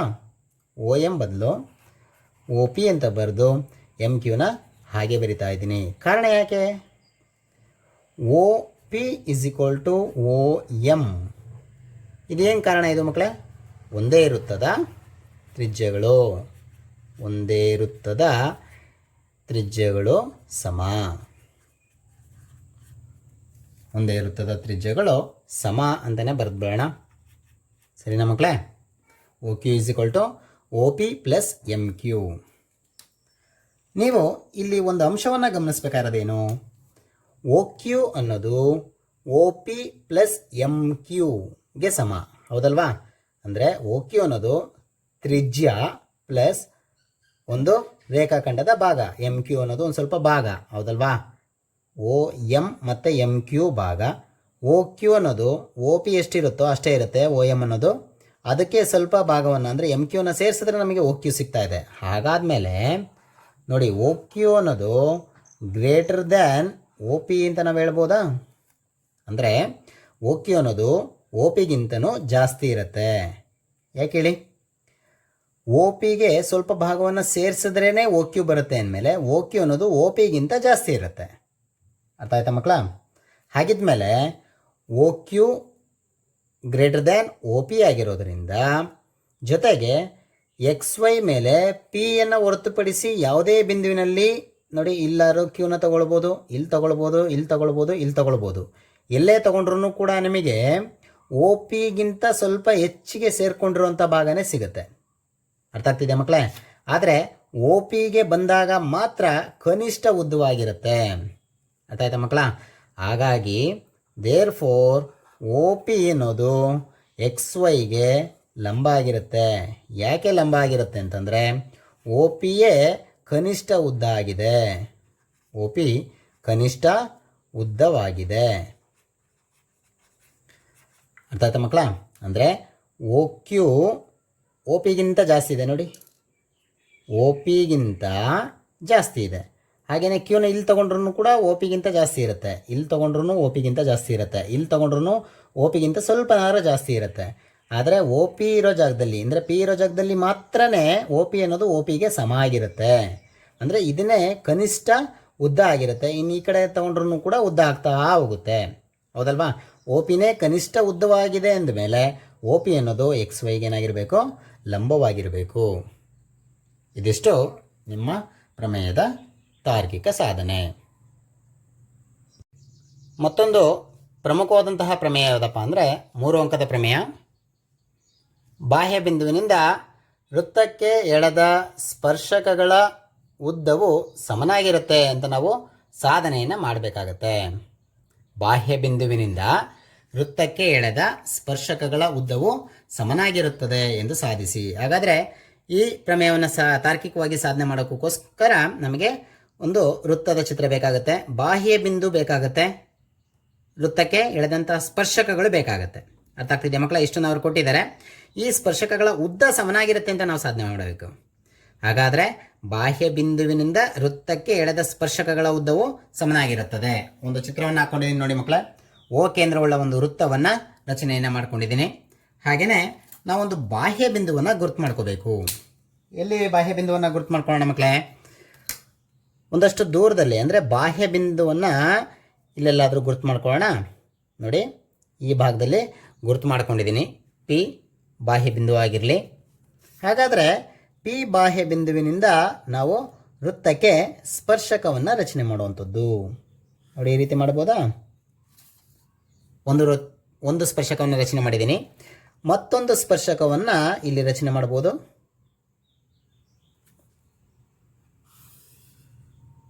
ಸರಿನಾ ಮಕ್ಕಳೇ? ಈಗ ಸ್ಪರ್ಶಕವನ್ನು ರಚನೆ ಮಾಡಿದ್ದಾಯಿತು. ನೋಡಿ, ಸ್ಪರ್ಶ ಬಿಂದು ಇಲ್ಲೊಂದಿದೆ, ಇಲ್ಲೊಂದಿರುತ್ತೆ. ಆ ಸ್ಪರ್ಶ ಬಿಂದುಗಳನ್ನ ಗುರುತಿಸ್ಕೊತಾ ಇದ್ದೀನಿ. ಕ್ಯೂ ಮತ್ತು ಆರ್ ಆಗಿರಲಿ. ಅರ್ಥ ಆಯ್ತಾ ಮಕ್ಕಳ? ಓ ಕೇಂದ್ರವುಳ್ಳ ವೃತ್ತವನ್ನು ರಚನೆ ಮಾಡ್ಕೊಂಡ್ವಿ. ಹಾಗೆಯೇ ಒಂದು ಬಾಹ್ಯ ಬಿಂದುವನ್ನು, ಅಂದರೆ ವೃತ್ತದ ಹೊರಭಾಗದಲ್ಲಿ ಒಂದು ಬಿಂದುವನ್ನು ಗುರುತಿಸ್ಕೊತಾ ಇದ್ದೀನಿ. ಅಂದರೆ ನಾನು ಪಿ ಅಂತ ಹೆಸರುಕೊಂಡಿದ್ದೀನಿ. ಇದನ್ನೇ ನಾವು ಬಾಹ್ಯ ಬಿಂದು ಅಂತ ಕರೆಯುವಂಥದ್ದು. ಬಾಹ್ಯ ಬಿಂದುವಿನಿಂದ ವೃತ್ತಕ್ಕೆ 2 ಸ್ಪರ್ಶಕಗಳನ್ನ ಹಿಡಿದಿದ್ದೀವಿ, ಪಿ ಕ್ಯೂ ಮತ್ತು ಪಿ ಆರ್. ಇದಿಷ್ಟು ಅವ್ರು ಕೊಟ್ಟಿದ್ದಾರೆ. ನಂತರ ನಾವೇನು ಸಾಧನೆ ಮಾಡಬೇಕು, ಸ್ಪರ್ಶಕಗಳ ಉದ್ದ ಸಮನಾಗಿರುತ್ತೆ ಅಂತ ಸಾಧನೆ ಮಾಡಬೇಕು. ಪಿ ಕ್ಯೂ ಮತ್ತು ಪಿ ಆರ್ ಅನ್ನ 2 ಸ್ಪರ್ಶಕಗಳ ಉದ್ದ ಸಮ ಆಗಿರುತ್ತೆ ಅಂತ ನಾವು ಸಾಧನೆಯನ್ನು ಮಾಡಬೇಕು. ಹಾಗಾದರೆ ಮೊದಲಿಗೆ ದತ್ತವನ್ನು ಬರ್ಕೊಳ್ಳೋಣ. ನೋಡಿ, ದತ್ತ ಓ ಕೇಂದ್ರವುಳ್ಳ ವೃತ್ತದಲ್ಲಿ, ಓ ಕೇಂದ್ರವುಳ್ಳ ವೃತ್ತಕ್ಕೆ ಪಿ ಬಾಹ್ಯ ಬಿಂದು ಅಲ್ವ ಮಕ್ಕಳೇ, ಪಿ ಅನ್ನೋದು ಬಾಹ್ಯ ಬಿಂದು ಆಗಿದೆ. ಹಾಗೆಯೇ ಪಿ ಕ್ಯೂ ಮತ್ತು ಪಿ ಆರ್ ಸ್ಪರ್ಶಕಗಳು, ಹೌದಲ್ವಾ? ಓ ಕೇಂದ್ರವುಳ್ಳ ವೃತ್ತಕ್ಕೆ ಪಿ ಅನ್ನೋದು ಬಾಹ್ಯ ಬಿಂದು, ಪಿ ಕ್ಯೂ ಮತ್ತು ಪಿ ಆರ್ ಸ್ಪರ್ಶಕಗಳಾಗಿವೆ. ನಂತರ ಏನು ಮಕ್ಕಳೇ, ಸಾಧನೀಯ. ಏನನ್ನು ನಾವು ಸಾಧನೆಯನ್ನು ಮಾಡಬೇಕು, ಅದನ್ನು ಸಾಧನೀಯದಲ್ಲಿ ಬರ್ಕೊಳ್ತೀವಿ. ಏನಂತ ಪ್ರೂವ್ ಮಾಡಬೇಕು? ಬಾಹ್ಯ ಬಿಂದುವಿನಿಂದ ಎಳೆದಂತಹ ಸ್ಪರ್ಶಕಗಳ ಉದ್ದನೇ ಸಮ ಆಗಿರುತ್ತೆ. ಬಾಹ್ಯ ಬಿಂದುವಿನಿಂದ ಎಳೆದಂತಹ ಸ್ಪರ್ಶಕಗಳು ಪಿ ಕ್ಯೂ ಮತ್ತು ಪಿ ಆರ್ಗಳು ಅವೆರಡು ಸಮ ಅಂತ ನಾವು ಪ್ರೂವ್ ಮಾಡಬೇಕು. P Q is equal to P R, ಇವೆರಡು ಸಮ ಅಂತ ನಾವು ಪ್ರೂವ್ ಮಾಡಬೇಕು. ಇಲ್ಲಿ ರಚನೆ ಅವಶ್ಯಕತೆ ಇರುತ್ತೆ ಮಕ್ಕಳೇ. ರಚನೆ ಅಂದರೆ ಓ ಇಂದ ಕ್ಯೂ ಅನ್ನು ಸೇರಿಸುವಂಥದ್ದು. ನೋಡಿ, ಓ ಇಂದ ಕ್ಯೂನ ಸೇರಿಸೋದು, ಓ ಇಂದ ಆರ್ನ ಸೇರಿಸೋದು, ಓ ಇಂದ ಪಿ ಅನ್ನು ಸೇರಿಸುವಂಥದ್ದು. ಓ ಆರನ್ನು ಸೇರಿಸಿ, ಹಾಗೆಯೇ ಓ ಇಂದ ಕ್ಯೂ ಅನ್ನು ಸೇರಿಸಿ, ಹಾಗೆಯೇ ಓ ಇಂದ ಪಿ ಅನ್ನು ಸೇರಿಸುವಂಥದ್ದು. ಸರಿನಾ ಮಕ್ಕಳೇ? ರಚನೆ ಮುಗೀತು. ರಚನೆ ಏನು ಮಾಡಿದ್ವಿ? O Q, O R, O P ಸೇರಿಸಿದೆ. ಮುಂದಿನ ಹಂತ ಯಾವುದು? ನೋಡಿ ಮಕ್ಕಳೇ, ಸಾಧನೆಯನ್ನು ಮಾಡೋದಕ್ಕೆ 2 ತ್ರಿಭುಜಗಳು ನಿಮ್ಮ ಕಣ್ಣಿಗೆ ಗೋಚರಿಸ್ತಾ ಇರಬೇಕು. ಇವಾಗ ರಚನೆಯನ್ನು ಮಾಡಿದ ನಂತರ 2 ತ್ರಿಭುಜಗಳು ಕಾಣಿಸುತ್ತೆ ನೋಡಿ. ಓ ಕ್ಯೂ ಪಿ ಮತ್ತು ಓ ಆರ್ ಪಿ 2 ತ್ರಿಭುಜಗಳನ್ನ ಕನ್ಸಿಡರ್ ಮಾಡೋಣ. ತ್ರಿಭುಜ ಓ ಕ್ಯೂ ಪಿ ಮತ್ತು ತ್ರಿಭುಜ ಓ ಆರ್ ಪಿಗಳಲ್ಲಿ, ಸರಿನಾ ಮಕ್ಕಳ? ಈ 2 ತ್ರಿಭುಜಗಳನ್ನ ಕನ್ಸಿಡರ್ ಮಾಡಿದ್ರೆ ನೋಡಿ, ಓ ಕ್ಯೂ ಅನ್ನೋದು ಓ ಆರ್ಗೆ ಸಮ ಆಗಿದೆ, ಹೌದಲ್ವಾ? O Q is equal to O R. ಯಾಕೆ ಮಕ್ಕಳ ಈ ರೀತಿ ಆಗುತ್ತೆ? ಓ ಕ್ಯೂ ಅನ್ನೋದೇನು? ತ್ರಿಜ್ಯ. ಓ ಆರ್ ಅನ್ನೋದೇನು? ತ್ರಿಜ್ಯ, ಹೌದಲ್ವಾ? ಈ 2 ತ್ರಿಜ್ಯಗಳು ಸಮ ಆಗಿರುತ್ತೆ. ಯಾಕೆಂತಂದರೆ ಒಂದೇ ವೃತ್ತದ ತ್ರಿಜ್ಯಗಳು, ಹೌದಲ್ವಾ? ಒಂದೇ ವೃತ್ತದ ತ್ರಿಜ್ಯಗಳು. O Q is equal to O R ಅನ್ನೋದು ಸಮ. ಹಾಗೆಯೇ ಇಲ್ಲಿ ನೋಡಿ, ಓ ಪಿ ಬಾಹುವನ್ನು ತಗೊಂಡಾಗ ಓ ಕ್ಯೂ ಪಿಗೂ ಅದೇ ಬಾಹುನೇ, ಓ ಆರ್ ಪಿಗೂ ಅದೇ ಬಾಹು ಆಗುತ್ತೆ, ಹೌದಲ್ವಾ? ಹಾಗಾದರೆ ಓ ಪಿ ಉಭಯ ಸಾಮಾನ್ಯ ಬಾಹು ಆಗುತ್ತೆ. ಉಭಯ ಸಾಮಾನ್ಯ ಬಾಹು. ಅರ್ಥ ಆಯ್ತಾ ಮಕ್ಕಳ? ಉಭಯ ಸಾಮಾನ್ಯ ಬಾಹು ಆಗುತ್ತಾ? ನಂತರ ಇನ್ನೊಂದು ಅಂಶ ಇದೆ ನೋಡಿ, ಕೋನ ಕ್ಯೂ ಅನ್ನೋದು ಇಲ್ಲಿ, ಹೌದಲ್ವಾ? ಓ ಕ್ಯೂ ಮತ್ತು ಪಿ ಕ್ಯೂ ಏನಾಗಿರುತ್ತೆ ನೋಡಿ. ಪಿ ಕ್ಯೂ ಅನ್ನೋದು ಸ್ಪರ್ಶಕ ಅಂತ ನಿಮಗೆ ಗೊತ್ತು, ಓ ಕ್ಯೂ ಅನ್ನೋದು ತ್ರಿಜ್ಯ ಅಂತ ಗೊತ್ತು. ಹಿಂದಿನ ಪ್ರಮೇಯದಲ್ಲಿ ತ್ರಿಜ್ಯ ಮತ್ತು ಸ್ಪರ್ಶ ಬಿಂದುವಿನಲ್ಲಿ ಏನಾದ್ರು ಎಳೆದಿದ್ರೆ ಅದು ಲಂಬ ಆಗಿರುತ್ತೆ ಅಂತ ನಿಮಗೆ ಗೊತ್ತು. ಹಾಗಾದರೆ ಓ ಕ್ಯೂ ಲಂಬ ಪಿ ಕ್ಯೂ ಆಗಿರೋದ್ರಿಂದ ನಾವು ಕೋನ O Q P is equal to ಕೋನ O R P is equal to 90 degree ಅಂತ ಹೇಳ್ಬೋದಾ? ಕಾರಣ ಏನು ಮಕ್ಕಳೇ? ತ್ರಿಜ್ಯ ಸ್ಪರ್ಶಕ ಲಂಬ ಆಗಿದೆ, ಹೌದಲ್ವಾ? ಅಂದರೆ ಸ್ಪರ್ಶ ಬಿಂದುವಿನಲ್ಲಿ ಸ್ಪರ್ಶಕಕ್ಕೆ ಎಳೆದಂತಹ ತ್ರಿಜ್ಯ ಲಂಬ ಆಗಿರುತ್ತೆ ಅಂತ ನಾವು ಹೇಳ್ಬೋದು. ಓ ಕ್ಯೂ ಲಂಬ ಪಿ ಕ್ಯೂ ಆಗಿರೋದ್ರಿಂದ ನಾವು ಈ ಒಂದು ಹೇಳಿಕೆಯನ್ನು ಕೊಡಬಹುದು. ಇಲ್ಲಿ ನೋಡಿ, ಬಾಹು ಮತ್ತೊಂದು ಬಾಹು ಮತ್ತೊಂದು ಕೋನ ಸಿಕ್ಕಿದೆ. ಅಂದರೆ ಒ ಪಿ ಅನ್ನೋದು ಲಂಬಕೋನದ ಎದುರುಗಡೆ ಭಾವವಾಗಿರೋದ್ರಿಂದ ವಿಕರ್ಣ ಆಗುತ್ತೆ, ಹೌದಲ್ವಾ? ವಿಕರ್ಣ. ನೆಕ್ಸ್ಟ್ ಒಂದು ಬಾಹು ಒಂದು ಲಂಬಕೋನ ಸಿಕ್ಕಿದೆ. ಹಾಗಾದರೆ ಲಂಬಕೋನ ವಿಕರ್ಣ ಬಾಹು ಸಿದ್ಧಾಂತದ ಆಧಾರದ ಮೇಲೆ ನಾವು ತ್ರಿಭುಜವನ್ನು ಸರ್ವಸಮ ಅಂತ ಹೇಳೋ ಸಾಧ್ಯತೆ ಇದೆ. ನೋಡಿ, ತ್ರಿಭುಜ ಒ ಕ್ಯೂ ಪಿ ಅನ್ನೋದು ಸರ್ವಸಮ ತ್ರಿಭುಜ ಒ ಆರ್ ಪಿ, ಹೌದಲ್ವಾ? ತ್ರಿಭುಜ ಒ ಕ್ಯೂ ಪಿ ಅನ್ನೋದು ತ್ರಿಭುಜ ಒ ಆರ್ ಪಿಗೆ ಸರ್ವಸಮ ಆಗಿರುತ್ತೆ. ಕಾರಣ ಏನು ಮಕ್ಕಳೇ? ಲಂ ವಿ ಬಾ ಸಿದ್ಧಾಂತ ಅಂತ ಹೇಳ್ತೀವಿ. ಅದರ ಅರ್ಥ ಲಂಬಕೋನ ವಿಕರ್ಣ ಬಾಹು ಸಿದ್ಧಾಂತದ ಆಧಾರದ ಮೇಲೆ ಈ ಎರಡು ತ್ರಿಭುಜಗಳು ಸರ್ವಸಮ. ಸರ್ವಸಮ ಆಗಿದ್ದರೆ ನೋಡಿ, ಪಿ ಕ್ಯೂ ಅನ್ನೋದು ಮತ್ತು ಪಿ ಆರ್ ಅನ್ನೋದು ಈ ಎರಡು ತ್ರಿಭುಜಗಳ ಬಾಹುಗಳು ತಾನೆ. ಹಾಗಾದರೆ ಪಿ ಕ್ಯೂ ಅನ್ನೋದು ಪಿ ಆರ್ಗೆ ಸಮ ಅಂತ ನಾವಿಲ್ಲಿ ಹೇಳಬಹುದು. ಕೊನೆಯದಾಗಿ ಪಿ ಕ್ಯೂ ಅನ್ನೋದು ಪಿ ಆರ್ಗೆ ಸಮ. ಇಲ್ಲಿ ನಾವು ತಗೊಂಡಿರೋದು ಬಾಹು ಅಂತ. ಪಿ ಕ್ಯೂ ಅನ್ನೋದು ಒ ಕ್ಯೂ ಪಿ ತ್ರಿಭುಜದಲ್ಲಿ ಒಂದು ಬಾಹು, ಹಾಗೆಯೇ ಪಿ ಆರ್ ಅನ್ನೋದು ಒ ಆರ್ ಪಿನಲ್ಲಿ ಒಂದು ಬಾಹು. ಈ ಎರಡು ತ್ರಿಭುಜಗಳು ಸರ್ವಸಮ ಆಗಿರೋದ್ರಿಂದ ಈ ಎರಡು ಬಾಹುಗಳು ಕೂಡ ಸಮ ಆಗಿರುತ್ತೆ.